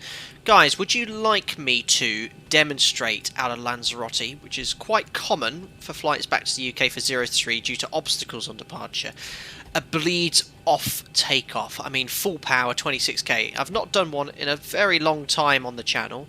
It means we just won't do the virtual checklist for the before takeoff checklist.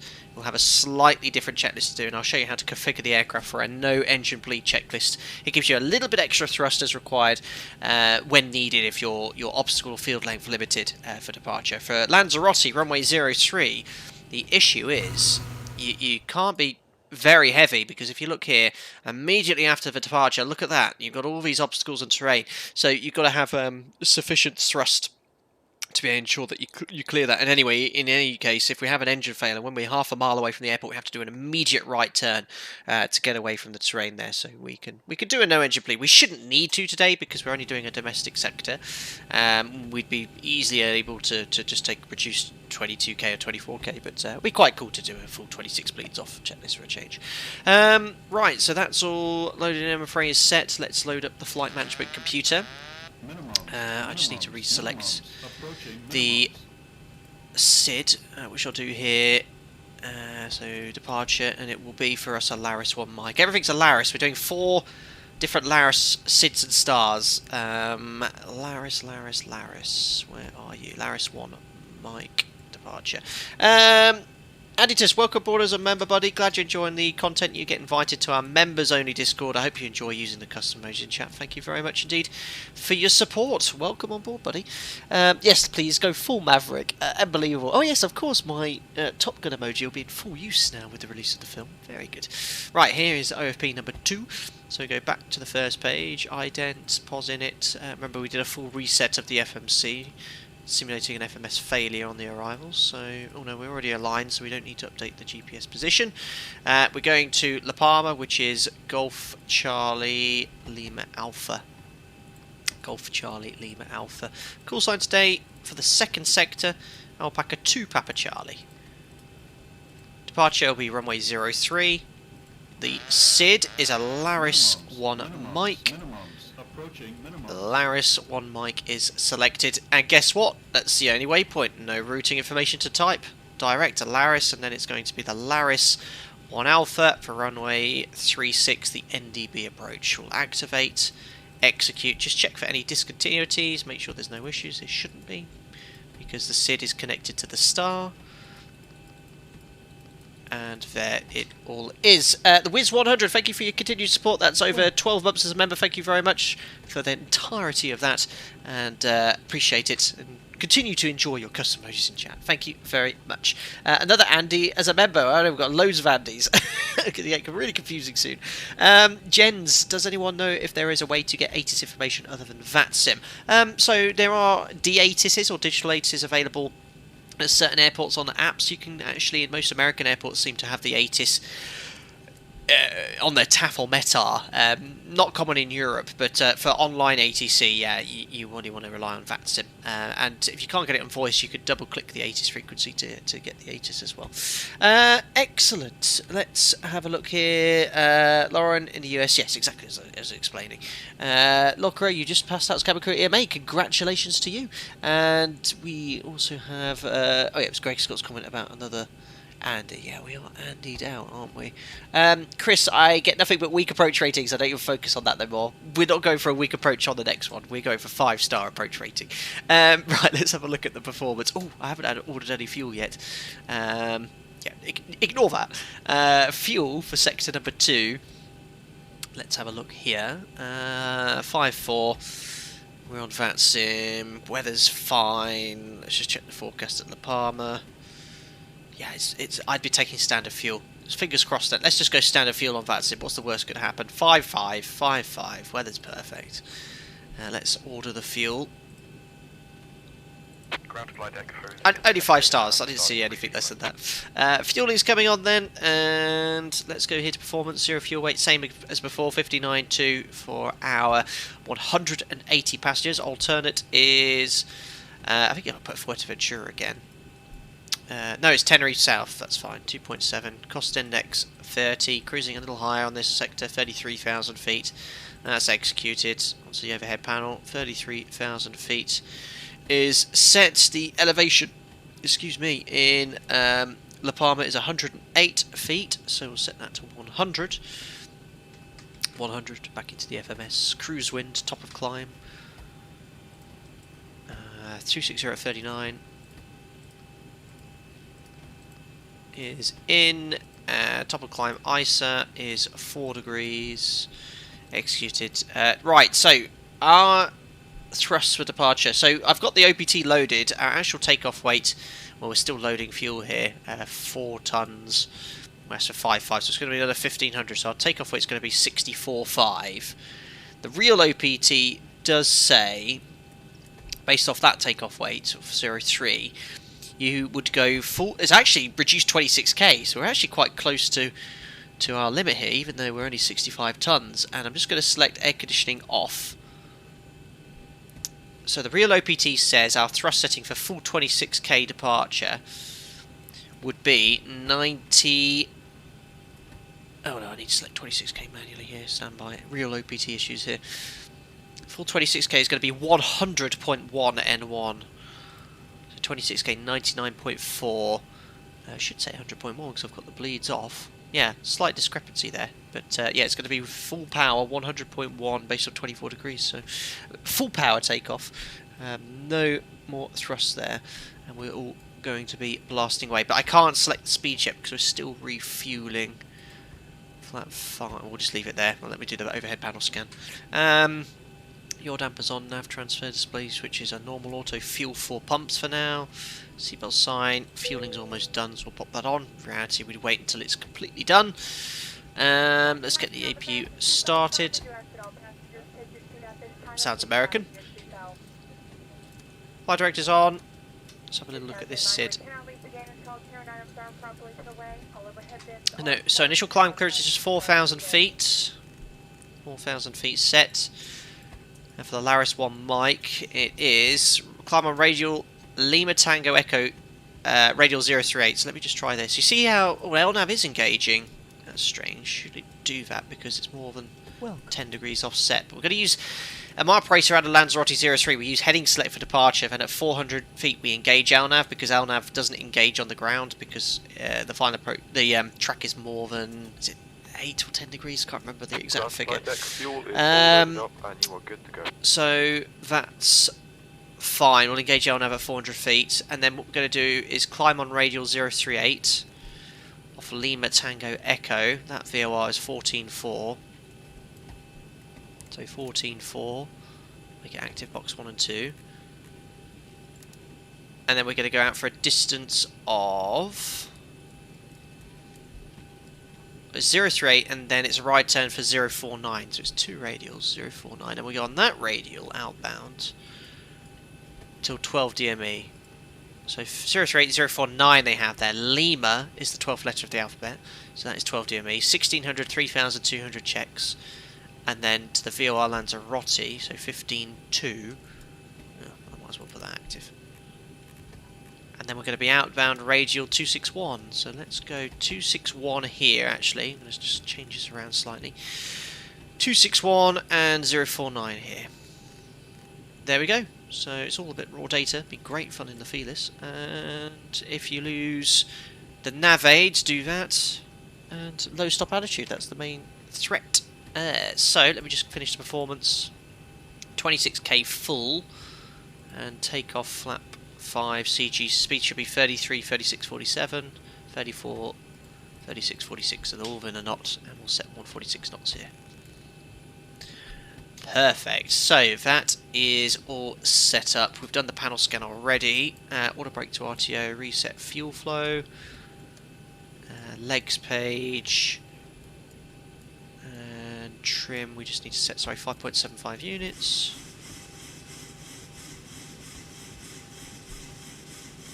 Do, and all looking good down here. Perfect. Let me just catch up with chat there. Hi Frank, good evening Captain. Would you change anything to the engine startup sequence if the engine was windmilling in the opposite direction due to tailwind? Great question there, Frank. So the flight crew training manual recommends that when you push back, not mandatory, but push back with so the wind isn't blowing up the tailpipe, causing the M1 fan blade to spin in the wrong direction. But there's no limitation, you can still start the engine regardless. It just might mean at 25% N2 the N1 hasn't stabilised at 0%. You need to wait until you have at least N1 rotation on the gauges before adding fuel. But great question there. Luckily you can board passengers, but I also want to see if he knows the procedure as well. Okay. I think you're querying me about refueling and boarding, perhaps. Elsmith, for stock scenery, Lanzarote looks excellent. Yeah, not too bad for stock scenery at all. Since you're a pilot, you know the procedure for passenger boarding, why fueling? Yes, I do. Matthias, where can I get the Ortho? The Ortho here is Orbex True Earth. Orbex True Earth there. Steph had the pleasure of getting to sit on a jump seat on the Norwegian 737 into Gardermoen for an ILS approach today. One of the coolest days ever. Excellent, Steph. That sounds very exciting. Excellent, excellent, excellent. Right. What are the whirring things that spin around when you modify the flight controls? That's the trim wheel there, Rory. So we have what we call on a aircraft like this a stabilizer. So if I come up here, so you have that wheel spinning, it's the trim wheel, and this allows you to trim the aeroplane out to balance out any forces, so there's no forces on the control column. And what that does, if I come here to the horizontal stabilizer, here's the elevator. If I bring up my flight controls, you can see as I pitch up, you see the elevator moving up and down. The stab trim, you see how the entire surface is moving as I trim. Can you see that there? It's moving very slowly. We'll see how the entire surface is moving. Look, that's stabilizer trim. And we use that to balance out any control forces as well. And the autopilot does as well. There you go. Learn something new every day. Better reset that to 5.75. It's already set. Can't teach that. Perfect. Right. APU is up and running on the bus. And we can close the doors. We're still unicomming, ladies and gentlemen. We might have a... Oh, locked. Oh, yeah, air stairs around. That's fine. And we'll call for the transit before start checklist. Before start checklist to the line. Gear pins. Removed. Oxygen. Tested 100%. Yaw damper. On. Fuel. So for sector number 2, we always check this against the flight plan. No, don't see that. That's the worst thing I wanted to show you. We always check this against the flight plan. So 5338 on board. We have 55 on board and 4 pumps on. Checked. Fuel pumps. 4 pumps on. Fasten belts. On. Window heat. On. Air conditioning. PEX auto bleeds on. Pressurization. Sorry, I was looking at chat there. Pressurization. We've got PAX order bleeds on and 330-100 set. Set. Pressurization mode selector. Auto. Instruments. Cross-checked. Auto brake. RTO. Parking brake. Set. Stab trim cutout switches. Normal. Radios, radar and transponder. They are set and standby. We still have no ATC. Set and standby. Rudder and aileron trim. Ah, this. Is that not quite centre? Ooh, interesting. Looks good enough to me. 0, aileron trim. It's in the centre as well, so that's 3 and 0. 3 and 0. Takeoff briefing. That's discussed. Discussed. PA. Complete. Complete. FMC CDU. So I've got the takeoff page open, and Andy has the Set. legs. N1 and IAS bugs. N1 and IIS auto. V-speed set. Stab trim. Set. Performance, weight and balance. Perfect. Checked. EFB.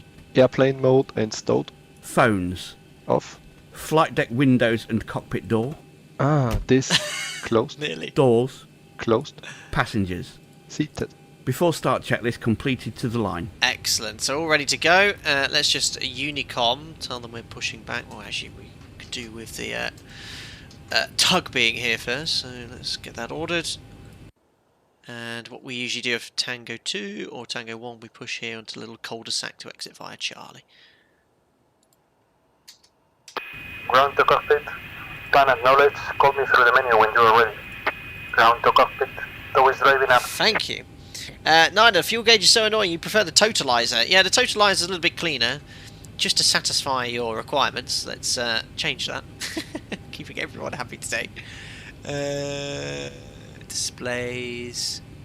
Everything's customizable in the mod. As with the PMDG.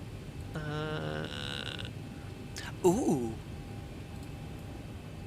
I didn't know we had this in the mod now. We've got the new switches. Let's see if I do the fire warning test. Let's see if they work. They do. I didn't know this had been added to the mod. How long has that been there for? Perfect. Clock variant. What? Okay, all doors and hatches are closed, ready to connect. Center tone fuel shutter, yes. Hydraulic compensator cartridge. I have absolutely no idea what that is. I don't think that's fitted to ours. That's all new. Wow. Okay, cool. I missed that there. Anyway, what do I want? I want the funky fuel MPS scales. I've got that on the PMDG by default, which is pretty cool. I prefer the original non-MPS scaled aircraft. Fuel gauge, there we are, over under. Ta-da! Excellent. Been there for a while, boss. Oops, sorry. Connected and bypass being inserted. Release parking brake. Right, let's just Unicom and tell them what. Right, just remind me the Unicom frequency. Is it 122.8? That's probably why I can't hear anyone, because I was on 121.8. It's 1228, isn't it? Yeah, he's pushing back. Lanzarote Tower, Alpaca 2 Papa Charlie's pushing back for Stand Tango 2 to face north. I was on the wrong frequency all day. My pack's off, anti-collision lights on, parking brake is set for now, transponder to out off. Checks below line. Before start checklist below the line. Air conditioning packs. Off. Anti-collision light. On. Parking brake. Set. Transponder. Out of. Before start checklist complete. There we are, parking brake released. Let's go. Uh-oh. Starting pushback, engine area is clear, you may start engines. Did you notice how the aircraft rolled back slightly? That was nerve-wracking.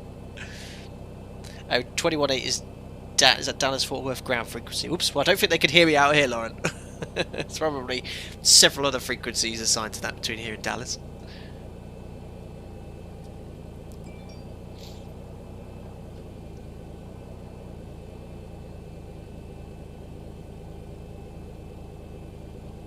Excellent.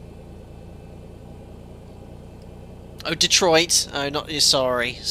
My geographical knowledge putting me to shame again. Right, starting engine number 2. Remember, we're going to configure for a bleeds off takeoff as well.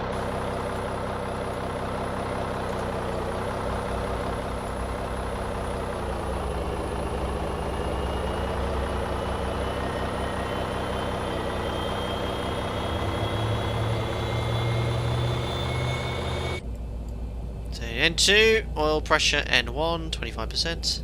Nice. Oh, look, he's popping a wheelie in his 321.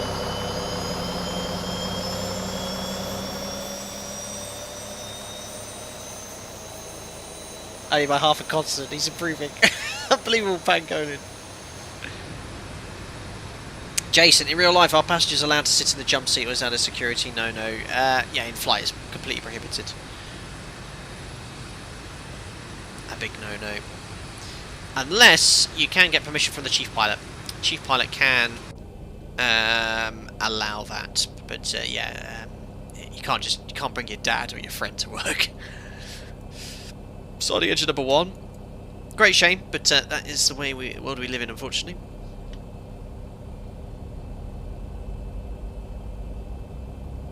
And 2.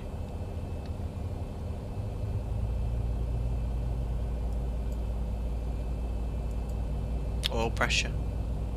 And 1. There's the 100.1. That is exactly what the OPT suggested for thrust. 100.1%. Welcome. Thanks for subscribing there, William.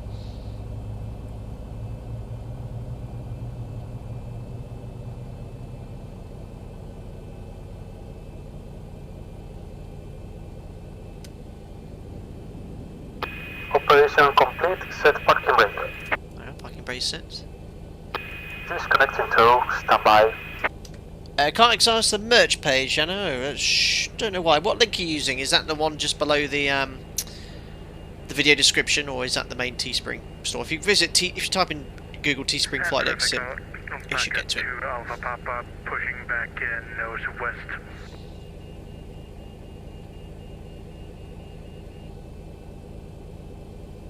Perfect. Let's disconnect And the checklist we're going to do now is slightly different, guys. We're going to be doing the before taxi, no engine bleed checklist.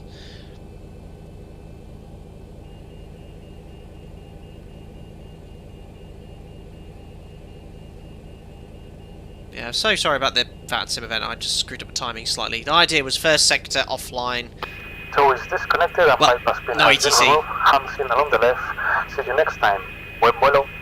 And then second sector, part of the VATSIM event. But we might have some ATC at the arrival. The VATSIM event starts in 13 minutes, so fingers crossed.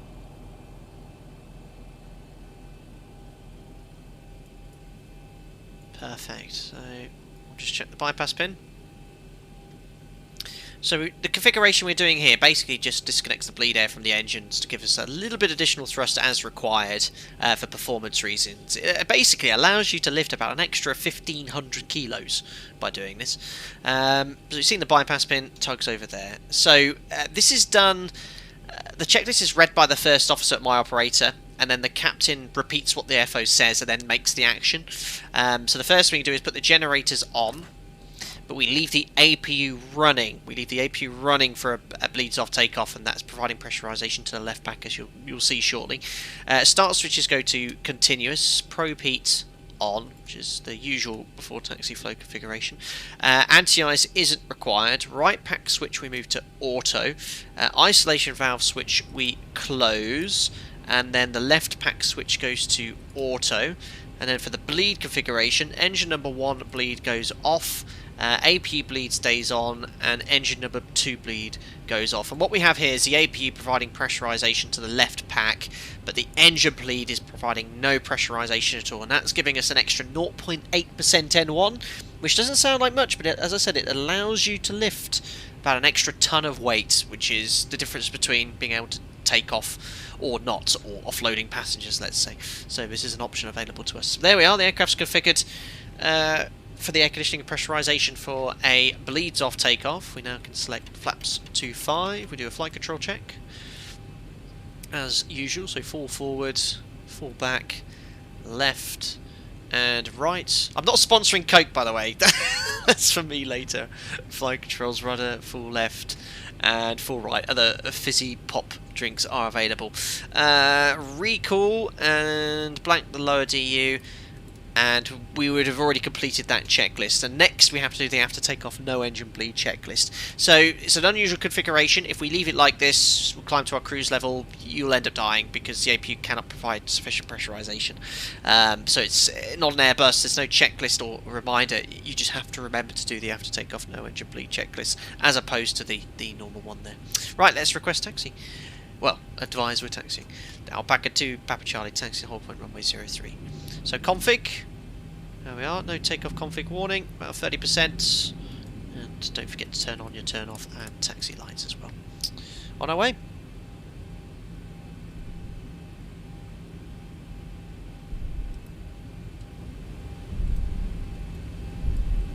So clear right.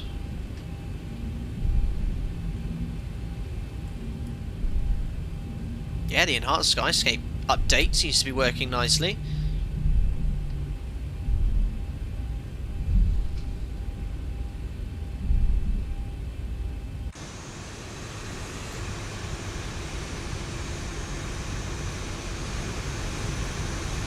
Tried taxi externally because it's cool.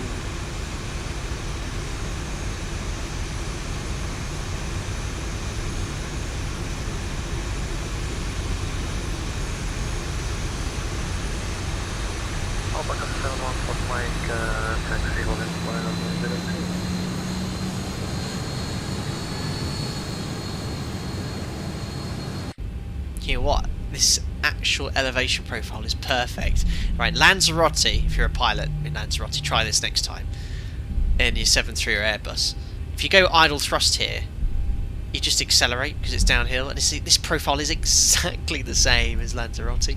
You can usually go idle and you'll get to 30 knots with adding no thrust here, and it's sort of doing the same. It's amazing how the actual terrain profile is spot on here. In reality, there's a little bit more acceleration from going downhill, but it's actually the fact it's going downhill matching that is really, really good. Right, let's do the before takeoff checklist then. I didn't do this before taxi checklist because we did a different one that's based off the normal bleeds on before taxi checklist, but we can do the before takeoff checklist. Before takeoff checklist to the line. Config. Checked. Flaps. Flaps 5 set. Green light. Stab trim. Set. Takeoff briefing. So the packs are in auto, but the bleeds are off for an engine bleeds off takeoff as discussed. The V-speeds are set for departure. We have 134, 136, 146 on the MCP sets. The departure is going to be the Laris 1 Mike SID in heading select. We're then going to engage LNAV at 400 feet. We're going to make a right turn inbound to our first waypoint, which is the 38 Delta, then outbound 049 past the Lanzarote VOR into Laris. Stop altitude 4,000 feet set here. NADP 2 will use any problems will climb straight ahead until 0.5 DME off Lima Tango Echo, make a right turn to hold. So that is reviewed. Remember, the APU should be running for the bleeds off takeoff before anyone says you left the APU running. There we are, cabin secure, checks complete. Reviewed. Cabin. Secured. Before takeoff checklist completed to the line. Perfect. So, we'll imagine we've got our takeoff clearance. Light and variable winds pretty much when it's less than 5 knots. And we'll configure for the departure. So, I don't think there's anyone on fine. Oh, what was that? I just ran over Eduardo, one of the ground controllers. That actually made me jump in my headphones. I don't know if that made anyone else jump. Oh dear, right, so heading select departure. Taxiing to holding point runway 03. Perfect, weather radar as well. Perfect, let me just make sure there's no one on final. Approach looks clear.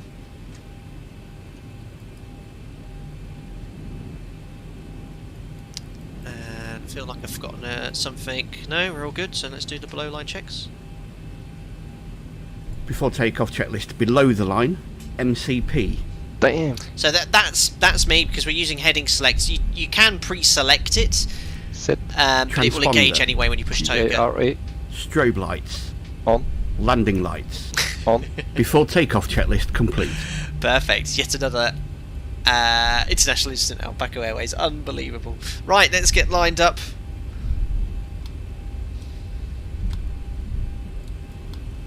Full 26k bleeds off departure.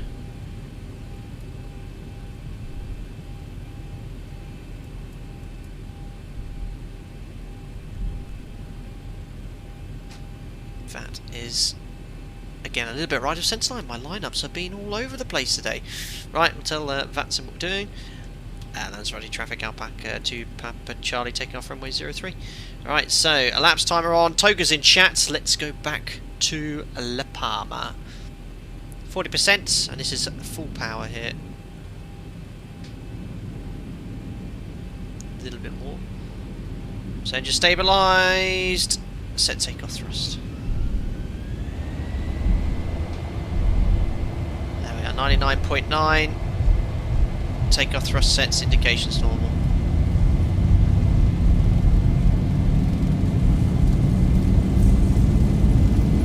Check, release forward pressure.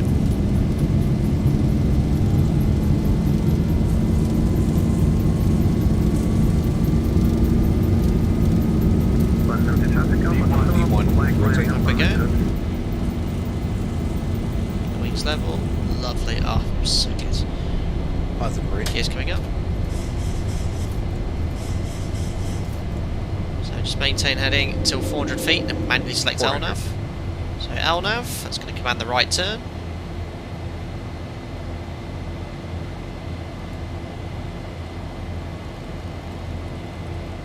Bug up. It's usually noise 1 here, but because we've got a low stop altitude, I just wanted to start accelerating now. There's climb. And that's why we do a full bleeds off. Look at the terrain below.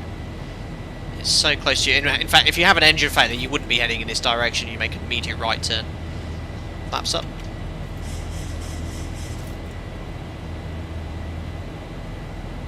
It's trimmed so nice in this. Right, imagine we've got further climb. So we've already contacted Canaries. We go straight up to 330.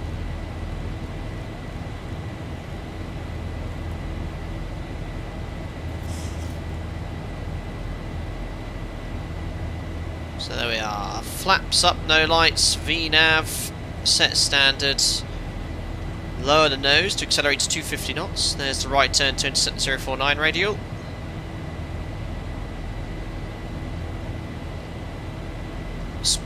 This is the thing about the 7.3, guys. This is a stick and rudder airplane. It's probably going to be the last ever stick and rudder airplane.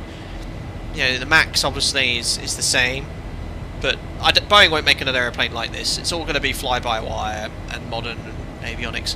When you hand fly this airplane, it's very satisfying. It's a proper airplane, and I'm looking forward to flying that for the foreseeable future. There's the 049 radial being established. Still hand flying here. Look at the. Do you know the thing I like about this aircraft as well is the wing flex with the G loading. It's really cool. Right, get trimmed out for 250. That'll do. There's commands. Now we can do the after takeoff checklist. So gears off, all the brakes off. Oh, there you go. Classic. What have I done there? There you go. This is why you've got to be so careful. We're meant to be doing the bleeds off checklist, so I went straight into the normal after takeoff checklist. And how did I know? Saw the APU was running. So we're going to do the after takeoff no engine bleed checklist. So this is why there's two of us. So this is completed by pilot monitoring. You've got to do this very carefully. So when you put the engine number 2 bleed air switch on, watch the number 2 needle flick up. Poof, it's exactly what it does in real life when you've got the engine running at climb thrust. It shoots straight up like that. We then turn the APU bleed air switch off. This is really important. If you were to turn the engine bleed air 1 on, you now blow back the APU and you damage it. So you've got to make sure you turn the APU bleed off first before putting engine number 1 bleed air switch on. Very, very important. That's that done. And isolation valve switch to auto. And now the aircraft's configured normally as well. And now we can turn the APU off. Now we can do the normal after takeoff flow. And we've got standard set passing 100 for 330. We can also do the pre-cruise checks as well. That's all complete. We can turn it off there. So fuel, 4 pumps, lights. Logo's not required on anymore. APU's off, pressure right. And that's why we check at 10,000 feet. The APU's off to make sure you've not done the bleeds off takeoff. So the APU we can verify is off. Diff pressure's 3.8 climbing. Release cabin crew, release passengers. Recall check's complete. So one of the things I should have done is perhaps limit the speed. See how it's overshot it? That's no fault of the ZIBO mod. The real aircraft would do the same thing. I'm trying to get it to stay on this tight arc, do 290 knots. So that's why it's completely overshot like that. It's exactly as you'd see. Bypass. FMC's going, right, you absolute idiot. You want me to fly from Lanzarote to Laris on this track? Can't do that if you want me to do 291 knots. So that's where it goes bypass, saying, nope, I can't stay. I can't do that. That's exactly what the real aircraft does. QTPMGG doesn't have that modelled correctly. What's that? The pressurization system? Yeah, it works well here. Oh, wow. To use other apps and websites, you can purchase an internet access plan. Look at that. We will be serving a variety of complimentary drinks, wines, craft beer, and other alcohol. Craft beer? Alpaca Airways got craft beer on board. No one told me. One IPA, please. That's not a beer I'm opening. It's a Coke. I know, Lauren. I can't remember what the speed restriction was. There isn't actually any speed restriction here, so it's no problem. So there's nothing stopping me from doing that. But that's why we've overshot, because I am going too fast. But there's no restriction. And the aircraft is doing its absolute best to try and keep me on the routing. And this is exactly what it would do in real life. It's doing exactly what it would do in real life. Yeah, lightest timing of the Coke. There are the fizzy drinks available, guys. But maybe, yeah, genuinely, maybe it's because it was sort of like, I heard about drink serving and I went, oh, it's the perfect time to have my Coca-Cola. I genuinely didn't link that. That's pretty cool. Oh, is Fly Live working? Oh yeah, I think it is.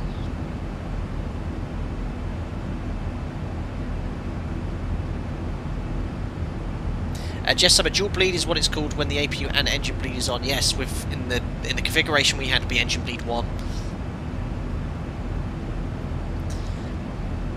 So for me, the mod is still a stronger 7.3 than the PMDG, you know, and you could argue I'm biased because I've used it for a number of years, but just as the mod is, with the amount of updates it has, it's just a far more, everything is just far more realistic. And don't get me wrong, I'm not being critical of the PMDG. It's a great add-on for Microsoft Flight Simulator. Out of the box launch version, great, it's done a good job. They do need to tidy up some things. Yeah, look, I'm not drinking beer yet. I'll have something later. There you go, look.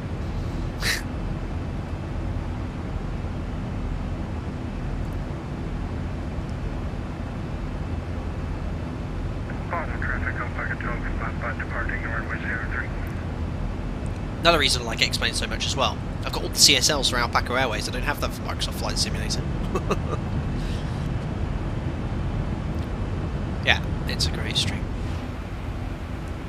A great stream? Well, I hope it's a great stream. It's a great aircraft. So you can see, look, the mod's not perfect. Look, we are slightly offset the magenta line here. So that shouldn't be doing that. Let's just go to Laris again.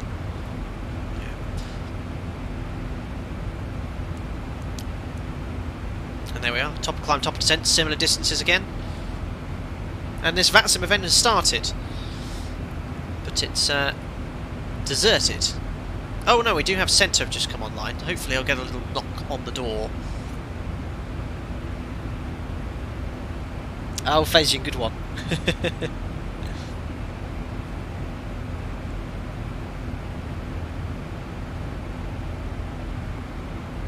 Excellent. John Estrade, hello Flying Sim. I have a question. If you have the APU in op, how can you apply the no engine bleed takeoff? Thanks, greetings from Colombia. There is a separate checklist called the unpressurized takeoff checklist. I think it's called that. It's in the supplementary procedures. So yeah, you have to take off with the aircraft because the APU is providing pressurization, albeit it can only do that up to 17,000 feet. But you'd get the checklist done way before that, and if you're climbing quickly you just slow the rate of climb down. But there is a supplementary procedure for a bleeds off takeoff with the APU and op, and I think it's called unpressurized takeoff or something like that. Whether you could do that with passengers on board, I don't know, because the MEL is very restrictive with aircraft with partial pressurization or perhaps only one bleed system. But off the top of my head I wouldn't know. Just pass out, maybe. Dave, got to go, unfortunately. Going to prepare myself to get to bed. Thanks for the amazing stream and have a great weekend. Thank you very much, Dave. Have a great evening. Thanks for popping in, buddy. Mr. Rifle, will I be getting X-Plane 12? I will be. I sure will be. There we are, anyway, inbound to Laris. I quite like doing these little rapid fire sectors. Straight in, straight out. I'll do some more. I actually done loads of 2-sector streams. Although the Phoenix I've done 2 single sectors, but the ZIBO mod and the PMDG, the last few streams have all done 2 sectors. Ahmed 737, does the auto slat system work in the ZIBO mod? I believe so. Auto slats work by extending the leading edge devices to fully extended, guys, if you're interested in approaching a stall condition. But you have to have the flaps set 1 through to 5. Using system B pressure and this thing called what's it called? It's something transfer. Is it power? No, not PTU. Something transfer unit which allows system A pressure to do it as well. If anyone gets his arm twisted for second sectors these days, everyone in chat giving the pressure to it. You know, they are twice as much work, and fortunately for me, prior to this stream, John, I had not set up anything just because I've been working all week. So it was a bit of a mad rush, a little bit more work, but I've done quite a few now, and I have a set way of doing it with the transitions and music. It works quite well. Awesome. Jens Waldron, do you prefer Honeywell or Collins? Really, no preference. Both do the same job.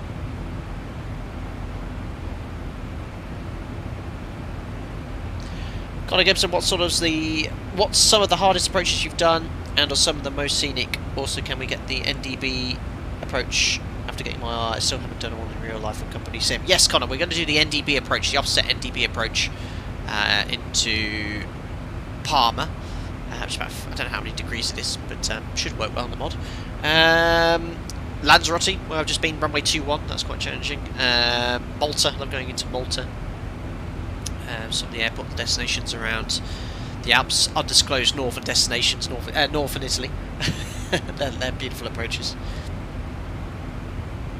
Andy, Hawaii would be great for short VOR sectors in the 737-200 like Aloha used to do. Well, on Sunday we are phoenixing into Hawaii and got a great approach. I'm hoping the wind will switch around so I can do the LDA approach, but I don't think it will. The forecast is easterly winds in Hawaii for that stream. Anyway, we're going to have some ATC, guys.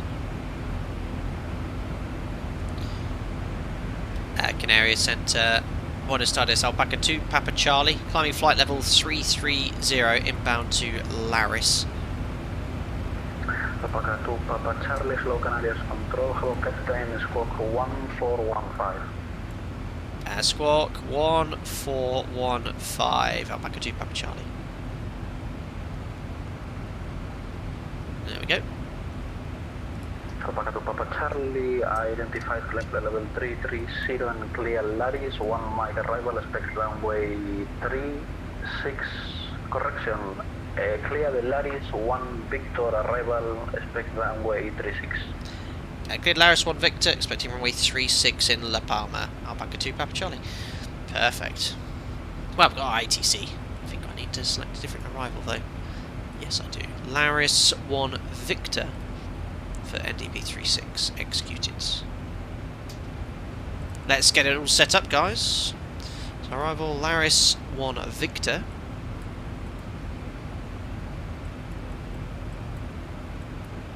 That's going to take us all the way to Araco.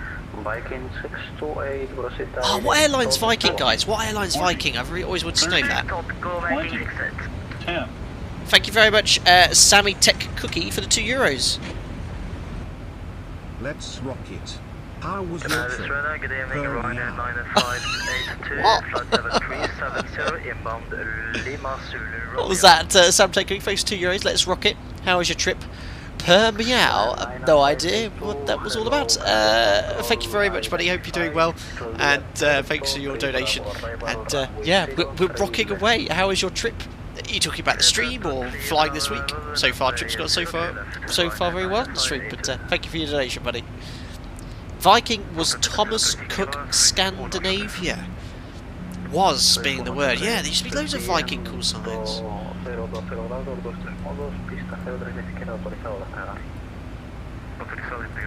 Amazing. Right, approaching 330 on our cruise level. 250 below 100. Let's rattle in the winds.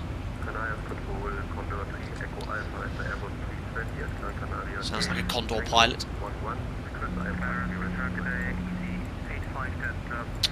Naughty easy, never ever, always listen before talking on frequency. He was already talking and he just stepped on it. That's my pet peeve, that is. 50, 40, 30, 20, checked.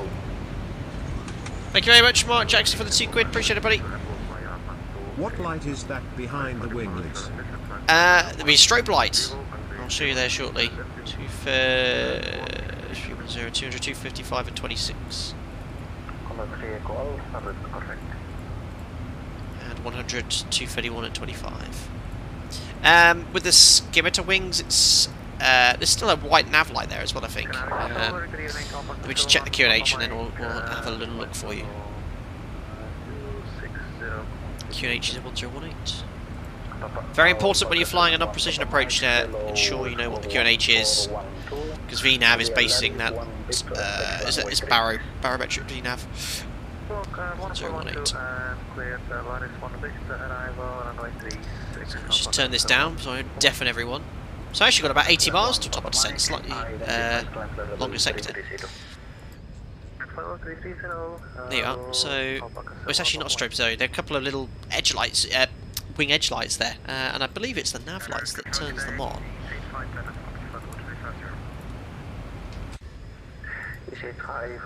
There you go. See how they come on? So yeah, it's like a rear nav light. You have one on the tail here as well. That's what that is. Thanks your donation. 50, 40, 30. 20. Yes, there we go, Mark. It's part of a nav light, not a strobe, my bad. Didn't have to pay £2 though. On my flight it was always on, not flashing. Yes, there's a rear nav light there. I was thinking strobe, but the strobe is located in the front there, but during the walk around at night that's illuminated. And then your strobe have a strobe light at the rear too. Great question. And the sim is looking great today.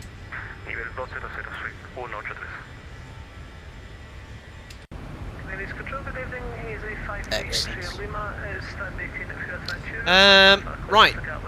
Let's get as much of this set up as possible. Forecast winds are in, so we've only got 80 miles. Tenerife North, Texel, Araco. Tenerife North, Texel, Araco. Is there any restrictions here? 9-0 above before Texel. He's got a long flight ahead of him. Araco, 4,500 above on this sector. So this just ensures if you're in VNAV, it'll never go below the altitude. That's why we put those restrictions in. And then Araco is the initial approach fix for the approach. And then Araco is another DME arc. This time we're going to fly in LNAV VNAV just to show you how VNAV in this aeroplane, how great it is, and doing a continuous CDA. So 16 mile arc via Araco. Direct to Araco, Alpaca 2 Papa Charlie. That's a great little shortcut. Executes. So we're just going straight to Araco now, and then initial approach fix, we want to bring the speed back to 220 knots or below. Executes, so VNAV will generate a decel point for that. 18 mile arc, and that's on a 16 miles from Bravo Victor. And we'll bring the speed to 180 knots or below at that point. So my friend was commenting earlier, how do you select the runway point when it's not coded in the FMC? It's quite simple, you just have to type it out. Because basically this has no runway point coded, it has a missed approach point coded. But you see as you type it in there, it knows that we're flying there, so it's allowed us to select runway 36. So we are 10-4 mile ring. So there you go. It's not drawn an arc. So, as I was mentioning, mod isn't perfect. There's little bugs here. It did a perfect arc in Lanzarote, but there it's giving me a straight line from Araco, and it should be an arc. It just, I don't know. That could be a Navigraph database issue. Is there anyone in the ZIBO mod on the same sector? Let me know if it's built an arc for you. Yeah, there's no transition there, so it's a little bug there. Oh dear, we might have to do it in heading select then, just to ensure they're flying an arc, so the boat won't flying a straight line. Anyway, 389. You can select ADF. 60 mile arc, we're just doing a straight line for now, and then we're going to intercept the QDR from La Palma 389. Final approach track is 389. NDB 389, 350 for the approach course.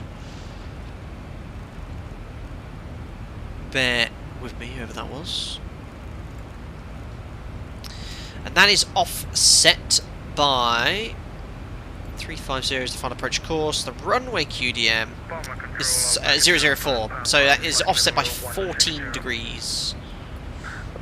There you go, GMEVR required, final approach track offset 14 degrees right centre line. Sammy Tech Cookie, thank you for joining as a member and for your donation earlier. I hope you're doing well. Hope you enjoy your time as a member, enjoy using the customization chat. Thank you very much. Do you know what to change the new enhanced Skyscapes update? I don't know Yarrow but they do have a full change log available. Just performance improvements, no smoother updates for the clouds as well. Connor Gebson, can we get a raw data approach? Well, we've done one already. But I think there's a Navigraph issue because someone said they're in the tow list, they're having the same problems there. Because usually there's a perfect DME arc, and every aircraft I've flown generated in the FMS. So yeah, we'll see how we get on. Anyway, we're going to come in via Araco onto the final approach course. It's 14 degrees offset. We're then going to descend from 4,500 to 3,400. That's the FQ36 point. 3,400 coded, and then we're going to go down to our minimums, which is a missed approach point. So basically, if you get to 3.2 DME from the threshold, based off Bravo Victor, so 12.4, we'll tune that, make that active.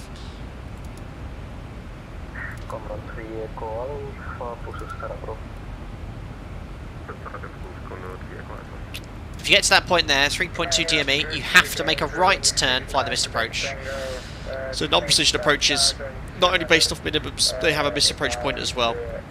So you might have, sometimes you might have to be level at the minimums until you get to that point there. So you can see, look, poof, it goes off to the right at MQ36, exactly as it should display.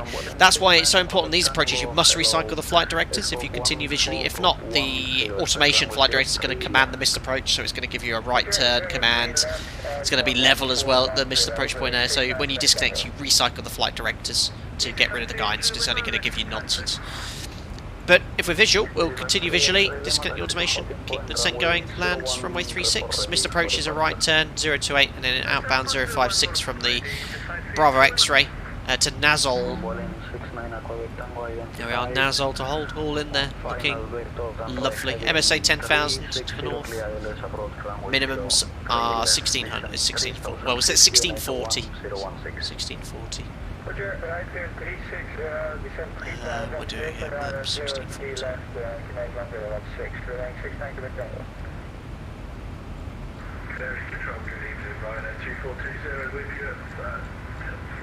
There we are.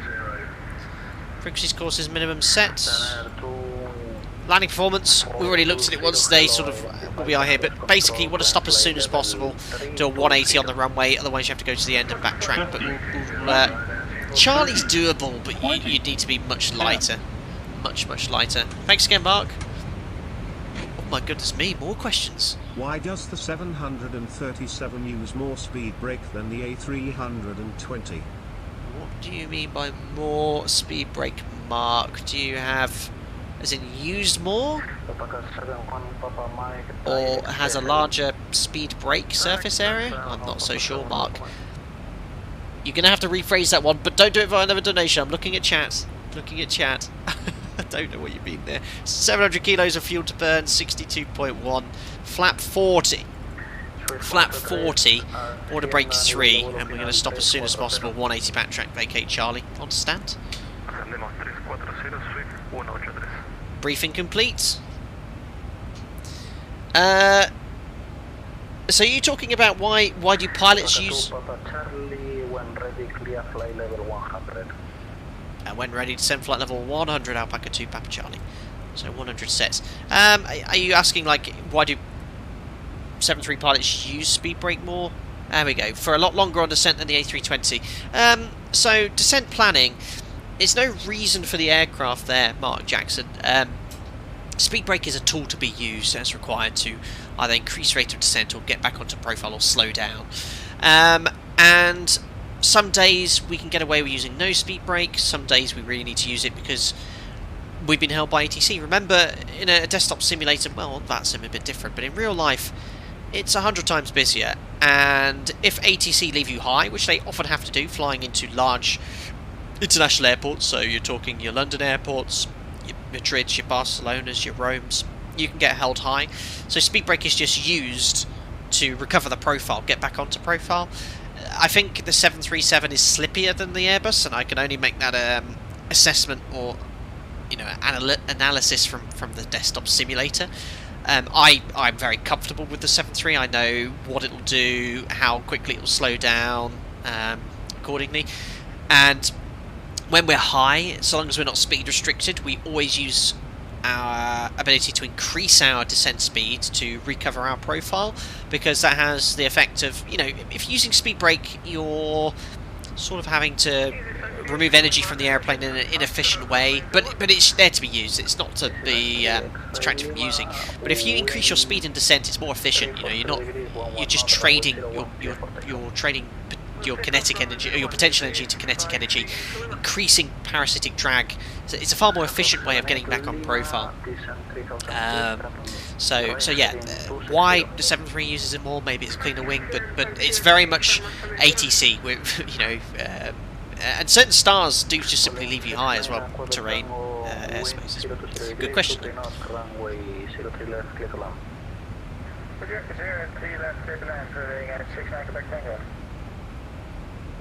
737 is a slick bird, sure is. Anyway, top of descent. In chat, ladies and gentlemen, look at that. We are 3 miles to go. 50, 40, 30, 20, 10. Is this different mark? We've got, oh my god, questions galore. Where's that not come up? Was that a super chat? It's not come up here. Let me just get Streamlabs reader thing, because I didn't read it. What did you say, Captain Mark? Because my Streamlabs is still updating. Anyway, there we are. Descending.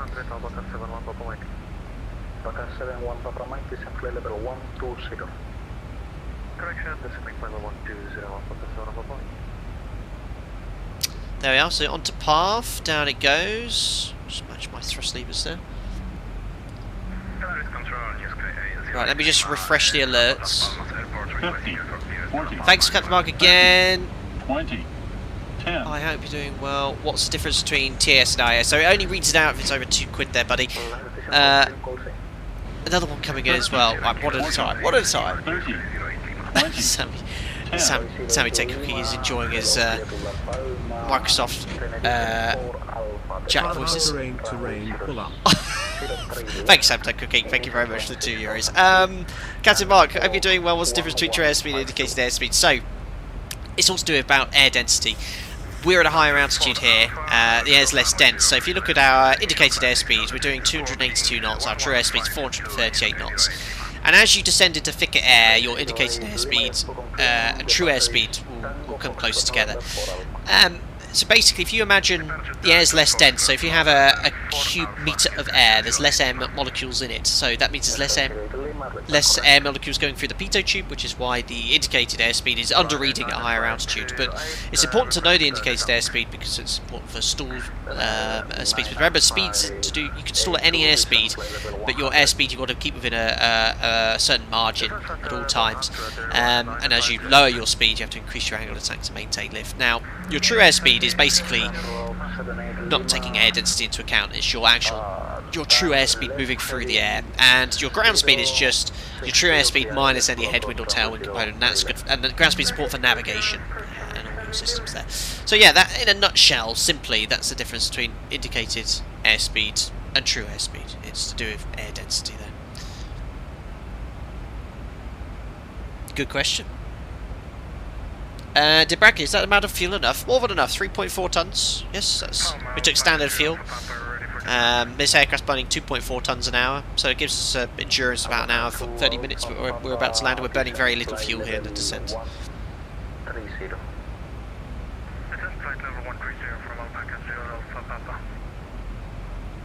Yeah, stuff. That's a good point. Why couldn't you code your arc with PBD? You can actually build an arc. It's been a long time since I've done that. Let's try it. It's not the tiniest way of doing it. What is the radial here for Morocco? So, what's it based off? The Bravo Victor.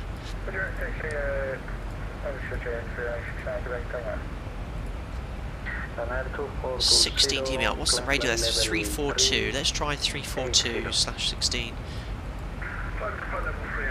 So you can build arcs manually by putting them... Oh no, not 342, it's the reciprocal, isn't it? Oh, I've got to work backwards. It's going to be 162.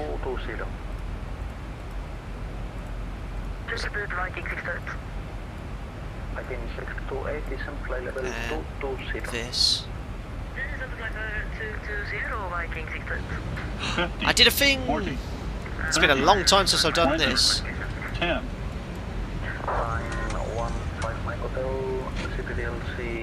Thank Thank you. 50, 40, 30, 20, 10. Children! Thank you very much, Zakoots, for the 20 Norwegian kroner. I see what you did there, appreciate it. And Captain Meow, welcome on board as a member. Glad you enjoyed the content. You get invited to our members only Discord. Hope you enjoy using the customer Joe's user chat. Thank you very much for the support. So what I'm doing here, I'm manually building an arc, sort of like the turn 10 twist 10 method here, and you can build an arc by manually creating waypoints. You just put the radial and distance in. So I can only put in 3 though. So 162, and then let's do 152 at 16.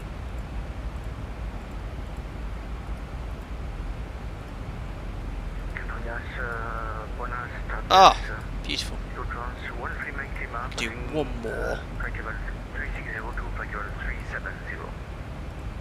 And 142. It's not a full arc. If I do 138, that's 15 degrees. But this will be a good way of doing it.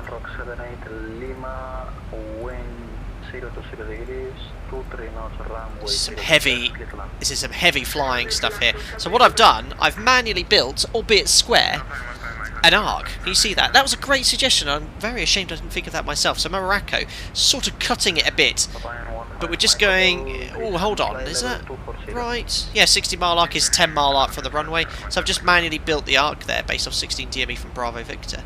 But is that right? What's this? Yeah, I've got the 16-mile ring in here. It's perfect. It's perfect. Yeah, there's the 10-mile ring. There's the 16-mile. So we've manually built a little bit of an arc. I'm proud of myself. Well, I'm proud of whoever commented that suggestion. Brilliant idea. Anyway, how's VNAV doing? Not bad. Who needs an FMC that can build arcs when you can just build one yourself? And you can now delete those fixed pages, and you can actually create more waypoints if you wanted by reselecting it.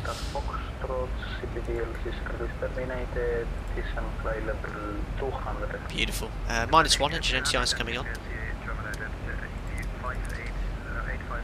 Flight deck to nowhere, building an arc.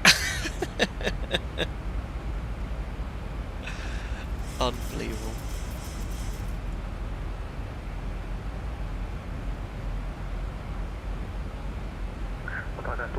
Charlie, Discan 4,500 feet, QNH 1017, clear NDB approach, runway 36.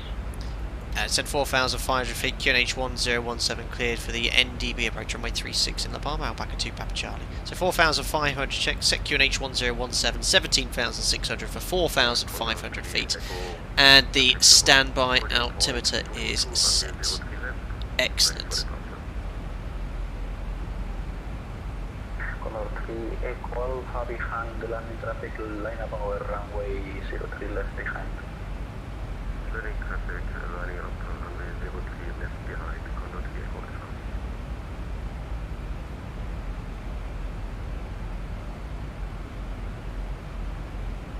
Canary Control, New Sky 0 is Lima, we are ready for push and start.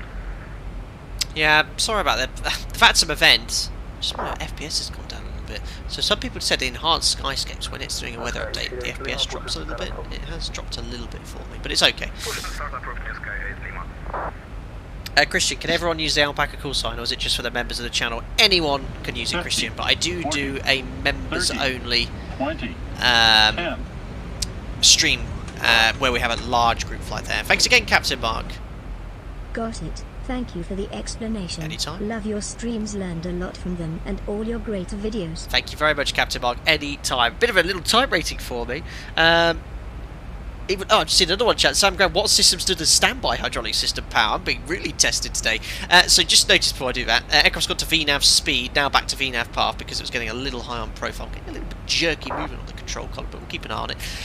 So the standby hydraulic system, if you lose system A and B, it'll provide thrust reversers. It'll give you alternate extension for thrust reversers, but much slower than normal hydraulic system. The rudder has full authority still with the standby hydraulic system. Your leading edge flaps can be extended but not retracted if you lose system B with the standby hydraulic system. And there's one more thing. I know there is. Yaw damper. Yeah. If you lose system flight controls A and B, or loss of A and B system, your damper uses standby hydraulic pressure. I think that's it. Sunrock 78 Lima, welcome to Gran Canaria taxi stand discretion.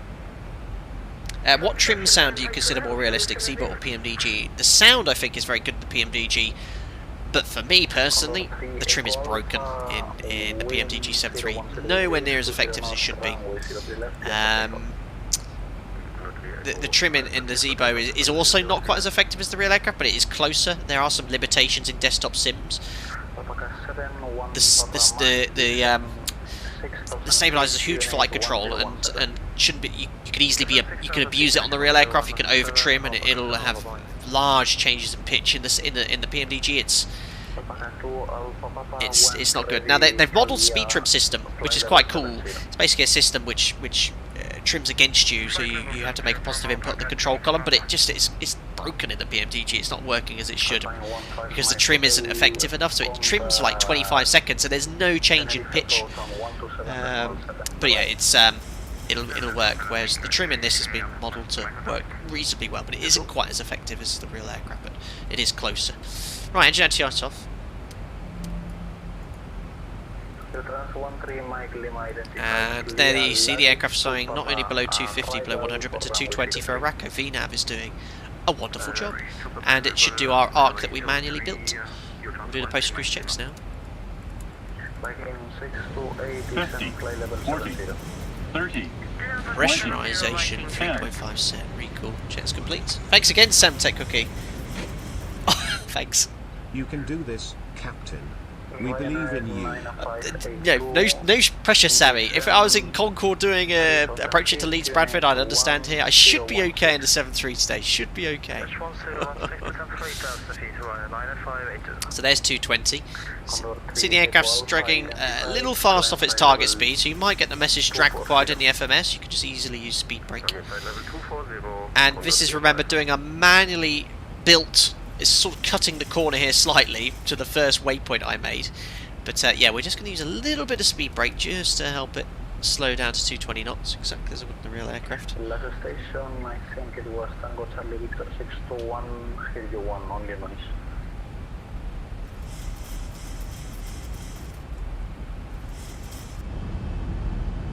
Alpha 71 Papa Mike, descend 4,500 feet, clear NTB approach, runway 36. There we are. Descend 4,500 feet, NTB approach. So stow the speed brake. And one of the things about the VNAV in this aircraft, it'll do a continuous CDA all the way onto the approach for us. PMDG has really good VNAV for the initial descent, but on approach, it does some sort of weird get you early, very low very early, but it sort of levels off or does a very shallow descent, whereas this is a proper continuous idle thrust CDA from top of descent all the way onto the approach. This entire approach, the thrust does not come up. It does not come up. We've been idle from all the way here. Very efficient. Substar, I tried to do the manual art building in the PMDG, but it didn't work. I've not tried it in the PMDG. It works perfectly in this. It's spot on. So there we are. We can check the distance on the arc. Remember, we built this manually. 16 DME arc. 16 DME arc. The manually built arc is perfect. That was a great suggestion to build it manually. I did that one. I had to do that once into Alicante because it genuinely, like here, wasn't coded correctly in the FMS. It just put a straight line. Sometimes it happens with updates, so we actually got a memo saying if you're flying into Alicante, please make sure you build it manually. Anyway, we're going to go flap 1 now. Open the speed window. It'll lock into VNAV path. Papa Mike is speed 240 knots. Speed 240 knots, Papa Mike. Beautiful. Don't need any anti-ice, 16 degrees. It's been a lovely, quick 2 sectors today. Great fun. Great questions coming in, really testing me, and I like that. Keep it coming. Nothing too difficult. There's flap 1, we're going to go to flap 5. And that thrust has been idle the entire approach. It will come up shortly because I'm approaching at flap 5 speed. And that's what it should be doing. 1400 feet, nice idle path descent. It's turning final now, or just after our last waypoint. 16 miles. Direct pass through, climbing flight level 360, Condor 3 Echo Alpha. EC53 X-Ray Lima, Canarias. Todd, I found the ZIBO is not the best at flying arc approaches, but there could well be a fix since the version I fly was released. Yeah, when was the last time you tried it, Todd? It does it perfectly. I mean, the issue here was a FMS database issue, didn't build the arc, but it will do it properly. So probably a little early with flat 5. The thrust will come up now to maintain that speed. Usually we'll go for an idle path after that. And we're now established on this final approach track. 4,500 down to 3,400 next. Alpaca 2 Papa Charlie's established on the final approach course for NDB 36. 40, 30, 20, 10. Alpaca 2 Papa Charlie, wind 040 degrees, 6 knots, runway 36, clear to land. Hello, Captain. 36 The goes technique land, you Alpaca 2 teach us Papa during Charlie. landing with Thank crosswind is applicable to Airbus. And would you accept a job proposal to be captain from an A350? Your streams are the best. Thank you very much, Diego. Let me just... I'll need to mute this because I need to do the approach. So step down to 3,400, the final approach fix. Thank you, Diego. You'll need to ask V1 Simulations or 320 Sim Pilot. I should think it's similar. The Airbus does Airbus things, doesn't it? Logic, flare logic, crosswind logic, maybe, I don't know. This, proper aeroplane, decramp during flare, left rudder, aileron into wind, or whatever rudder, aileron into wind. Excellent. Great. Would I accept a job proposal to be captain of the 350? No, I'm very happy flying the 73 as a captain, but thank you for a suggestion. But I do love the Airbus, not as much as that. Right, all looking good. I will now mute the alerts. Thank you very much for everyone's generosity shown. And we're approaching our descent point, so that means we need to set the minimums, which is 1,600 feet or 6040, so we'll set 1,700. VNAV path speed window is open, and this is pretty much perfect. Flat 5 on a 3-degree path. It holds the speed quite nicely with idle thrust, pretty much idle thrust there. Mustafa, can you auto land it? Not off this approach. It's need an ILS for that. Right, top tip for you, ladies and gentlemen. When you set the missed approach altitude in the 737, you usually do it at the top of the white bar, which is 1,000 feet AGL. The problem is our minimums is above that. What does that mean? Well, you just have to set the missed approach earlier, but you've got to make sure you're below the missed approach altitude. Okay, the missed approach altitude is 3,000 feet. Make sure you're below that before setting it to be at least 300 feet below it, otherwise the aircraft will level off. Anyway, we passed the final approach fix. Distance cross checks at 7 miles need to be at 2890. So 7 miles. Look at this idle. It's perfect, absolutely perfect. 7 miles. Wilco Alpaca 2 Papa Charlie. So a little bit off profile there by about 50 feet. 6 miles we need to be at 2540. There's the approach. Look at it. It's absolutely been perfect. Check 6 miles, 2540, 6 miles on profile. It's just perfect. And we can now set the missed approach altitude to 3,000 feet. The aircraft won't level off in approach logic. Checked. And we'll start configuring because I need to be hand flying by the missed approach point. So gear down, flap 15, match speed, landing checklist.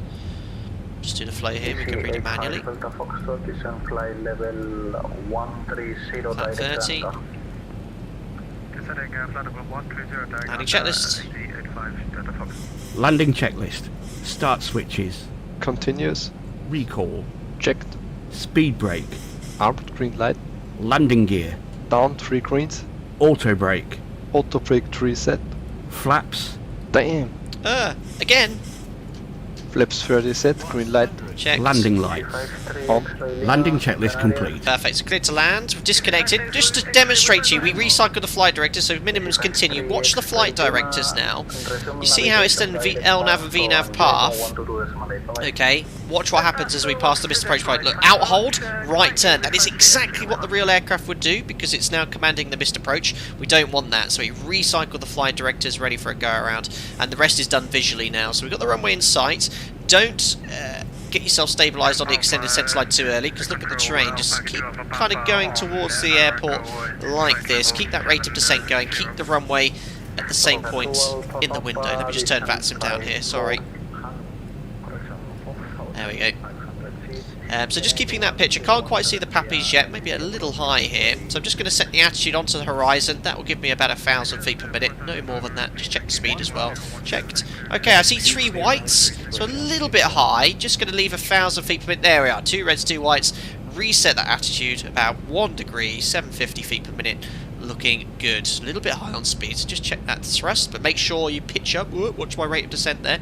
That's a little high because if you reduce thrust, the nose comes down. Now we can start thinking about the extended centre line. 3 reds now, a little bit low. It's a bit scrappy from me. So we can do 500 feet per minute.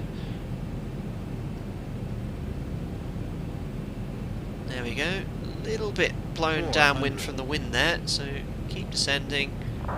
That's better. Keep that pitch now. The runway's flat and then it's down slope here, so it'll be a bit deceiving. Look at this, looks great.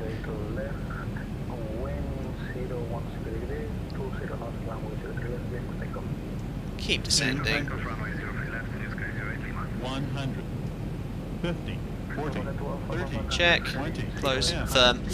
Oh. There it's going downhill. I thought it was going to smash it. Right, speed brakes up, reverse. Gently lower the nose. Speed brakes up, reverse is 73%.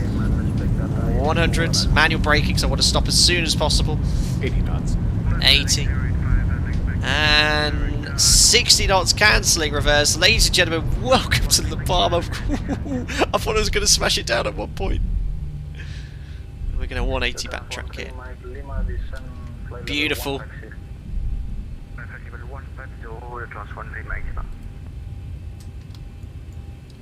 That was superb. Went very well. Bit scrappy. I went from 4 whites. And look, we need to backtrack quite quickly here because look, see the aircraft on the NDB approach there? I'll expedite this here. It's a little bit tight. Should be a slightly larger gap here. Ah, I'd be pretty scared if I was doing that. And you saw this guy on short final.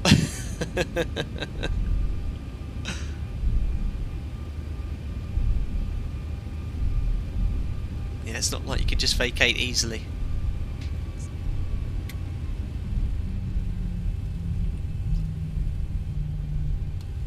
Perfect. And we'll take the first right here. Cool, just in time. He's only about 700-800 feet. Alpaca 2 Papa Charlie, runway vacated. Copy, Alpaca 01 Papa Mike, wind 02, that was wicked. Runway 36, clear to land. Oh, he's gone around. Ah, you could have easily made that. But that is so cool. Look on VATSIM. He said going around and there he goes. Follow this on the core and procedures. So break, cool. Ryanair 5, Mike Papa, well, you're on text. Beautiful. Yeah, take first right. Yeah, I probably didn't realise I was backtracking. That was awesome. What an approach. Ooh, a little bit high on thrust there. Great ATC as well. Right, let's clean up. ZIBO mod, amazing today. Really good. This version 3... What did I made a note of this? 335.1, latest public version. Go grab it. And I hope I'm still going in a straight line here. We are. What stand did we start on? Stand 6. Let's. Papa Charlie, welcome to La Palma taxi stand discussion. Taxi stand of choice. Thanks for the great ATC and have a great evening. Can take a body Alpaca 2 Papa Charlie. Igualmente. Perfect. Ryanair 2420, monitor unit on 122 decimal 8, bye-bye. Ooh, those lights were connected to the outside lights. Perfect. Excellent. Yeah, great ATC. And we kind of like caught on it. They're doing like a Canary Island event here where they've got ATC for the whole area. It's no specific airport or routing. But there's stand 6. That's where we started, I think. Actually, no, I think it was stand 5 because we had the air bridge, didn't we? Let's go for stand 5, the air bridge.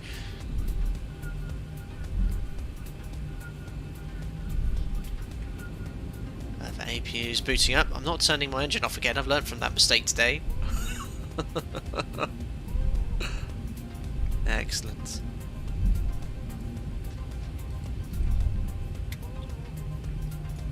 There's no gate guidance, unfortunately, so I'll have to sort of guesstimate where to stop.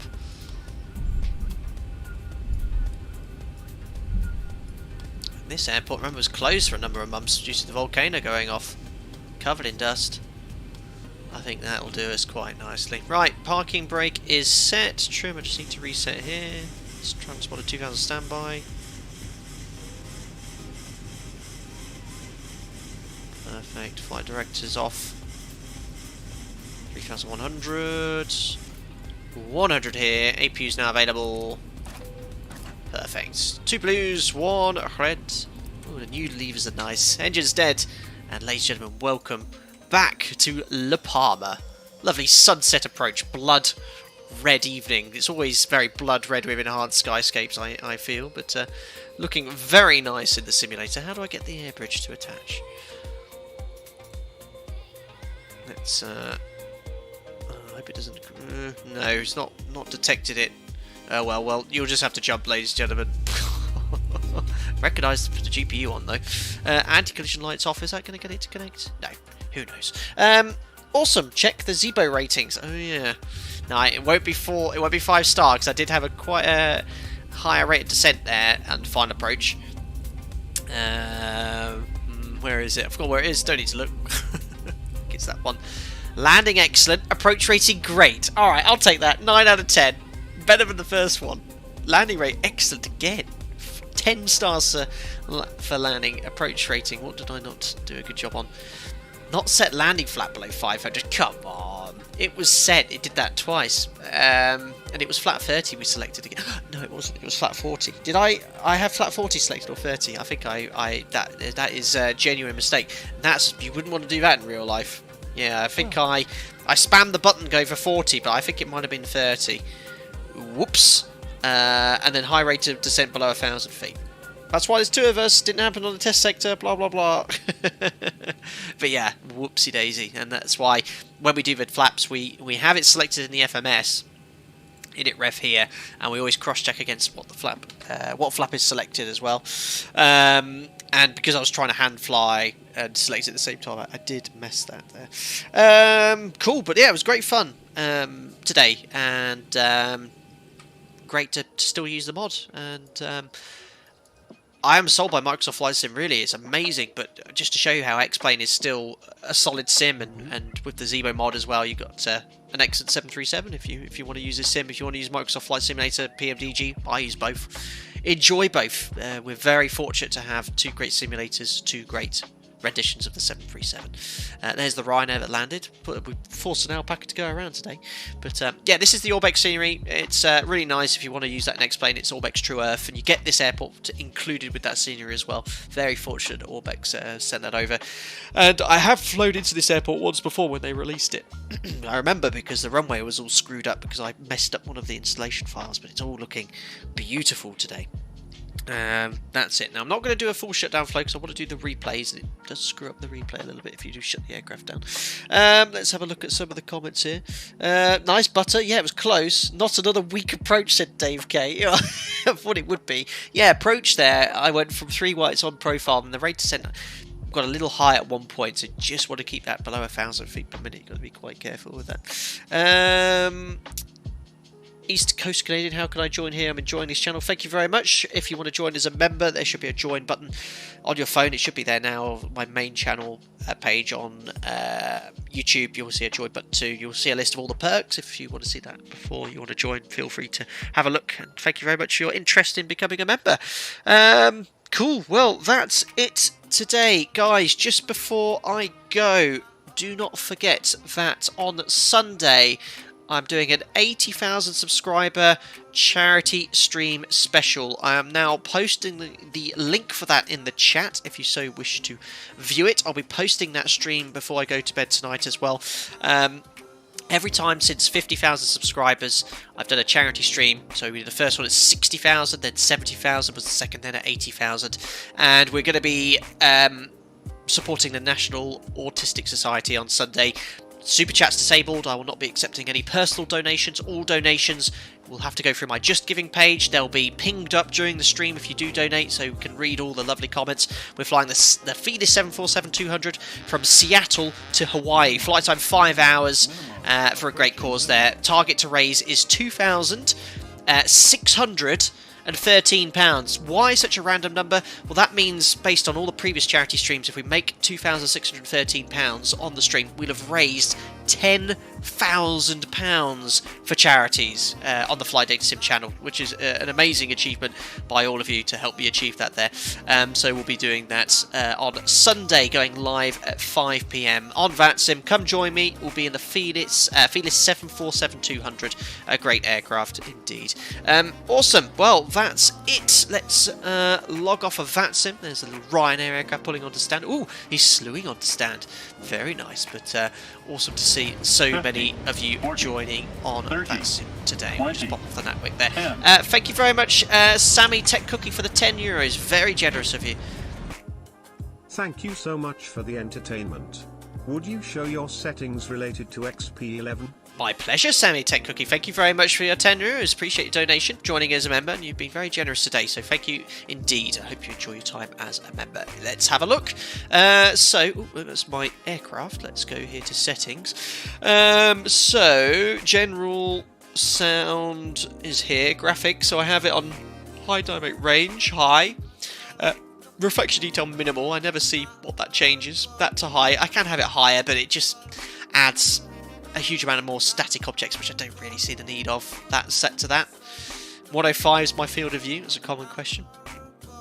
That's it. These are my settings. Pierre, which charity? The National Autistic Society. It's who we are raising money for. Perfect. Yeah, I'll get that published later on this evening. I'll have a little break, have some dinner first. There we go. Network, I don't know anything there. Joystick, keyboard settings that you have there, but yeah, hope you found that helpful. Sammy Tech Cookie and some other people did as well. Will you get a 2K monitor soon? No, I'm happy with my 1080 monitor. Don't need anything more than that at all. Victor, heard in a stream once that you started out gliding. Don't you miss firming in the air? Oh, Victor, I'd love to have a go again. It was indeed how I started flying. I haven't sat in a glider since I was 17, 18 years old. So yeah, really enjoyed it. Maybe one day I'll go back into it, but I don't know flying as it is. Nearly 900 hours a year. But yep, COVID's gone as far as I'm concerned. Everything's back to normal. No masks. We're flying on here, full summer schedule. They're calling me on my days off to come in and help, but enjoying it, and any spare time I'll ensure that I can drop a stream for you guys. Anyway, let's cue the funky replay music and turn that one down. Oh, I'm like a DJ. I should become a professional DJ. Superb. Let's turn that on here. Excellent, excellent. So you get a little tad low there, and my rate of descent was about 1,000, so I immediately corrected by that, going to about 500.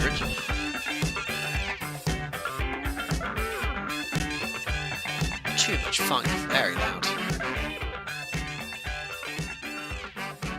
Yes, I am planning on flying the BA-146 on Microsoft Flight Simulator. In fact, Just Flight said, "Oh, when are you going to stream it? We want you to showcase the aircraft." They messaged me this week. I've just explained that at a very little time.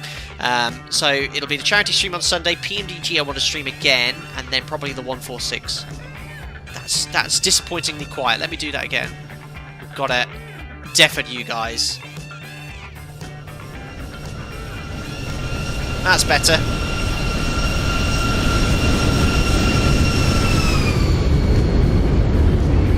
There was the check. Ooh, it was close, but then the runway's downslope, which helped me. You can see, look. Oh, a little bit left descent line though. just the behaviour of the aircraft and the flare is so much nicer in this sim. If I do slow-mo, so you see how I start increasing the attitudes, but the inertia of the aircraft keeps it descending. So if I do slow-mo, you can see there's the increase in pitch in the elevator. Look, you can see it doing there, and as the nose comes up, look at the inertia still causing the aircraft to descend. It's just so nice to see. I think I put a little bit of left rudder in during the flare just to get the nose pointing down the runway a little more. So yeah, you go, you can see it going that way. Yeah, there's the rudder. Very nice.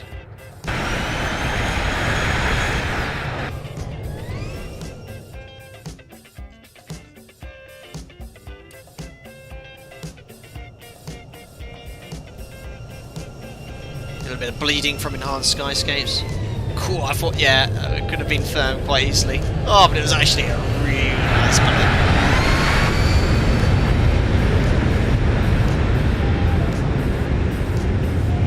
Yeah, thanks for sorting a live chat, so no nonsense spam chat. Yeah, I think we'll make that a permanent change then, guys. Subscriber mode only. Remember, that's not the paid membership. Just have to sub to the channel. Just gets rid of those spam bots. They were getting incredibly annoying, and YouTube seriously need to look into getting that sorted.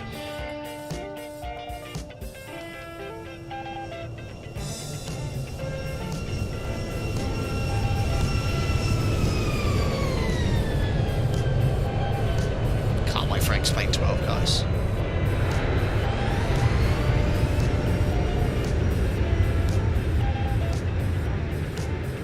Superb.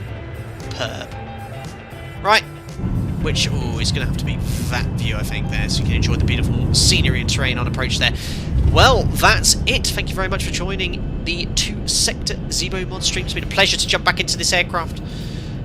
This version, the latest public version, 335.1, is an absolute gem. Seems to be behaving in a very nice way. Very few issues. The DME arc on that approach, I think, is more a database issue, but the fact that I can build one manually exactly as I would in real life is testament to ZIBO and his hard work.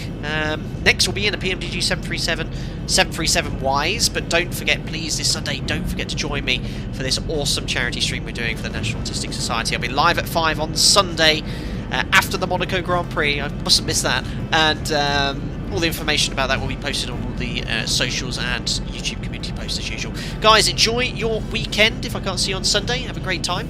And thank you to everyone that donated for your generosity. The regular viewers and subscribers for tuning in. If you did enjoy the video, don't forget to smash the thumbs up button. To all my members, thank you for the continued support. And also to the members, can I apologise for my lack of attendance on Discord for the past 7 days. I've been so busy, straight back from Edinburgh into a 5-day working week, and I always try to stream test sectors. I just didn't do one for this. I'll be in and around in this weekend. I should be busy tomorrow, but I'll try and catch up. We've got another 5 days flying coming up as well, but I promise you, if you ever want to get in contact with me, just drop me a message. I'll gladly respond. Right, guys, take care, have a lovely weekend, and hopefully I'll see you on Sunday at 5 PM. See you later.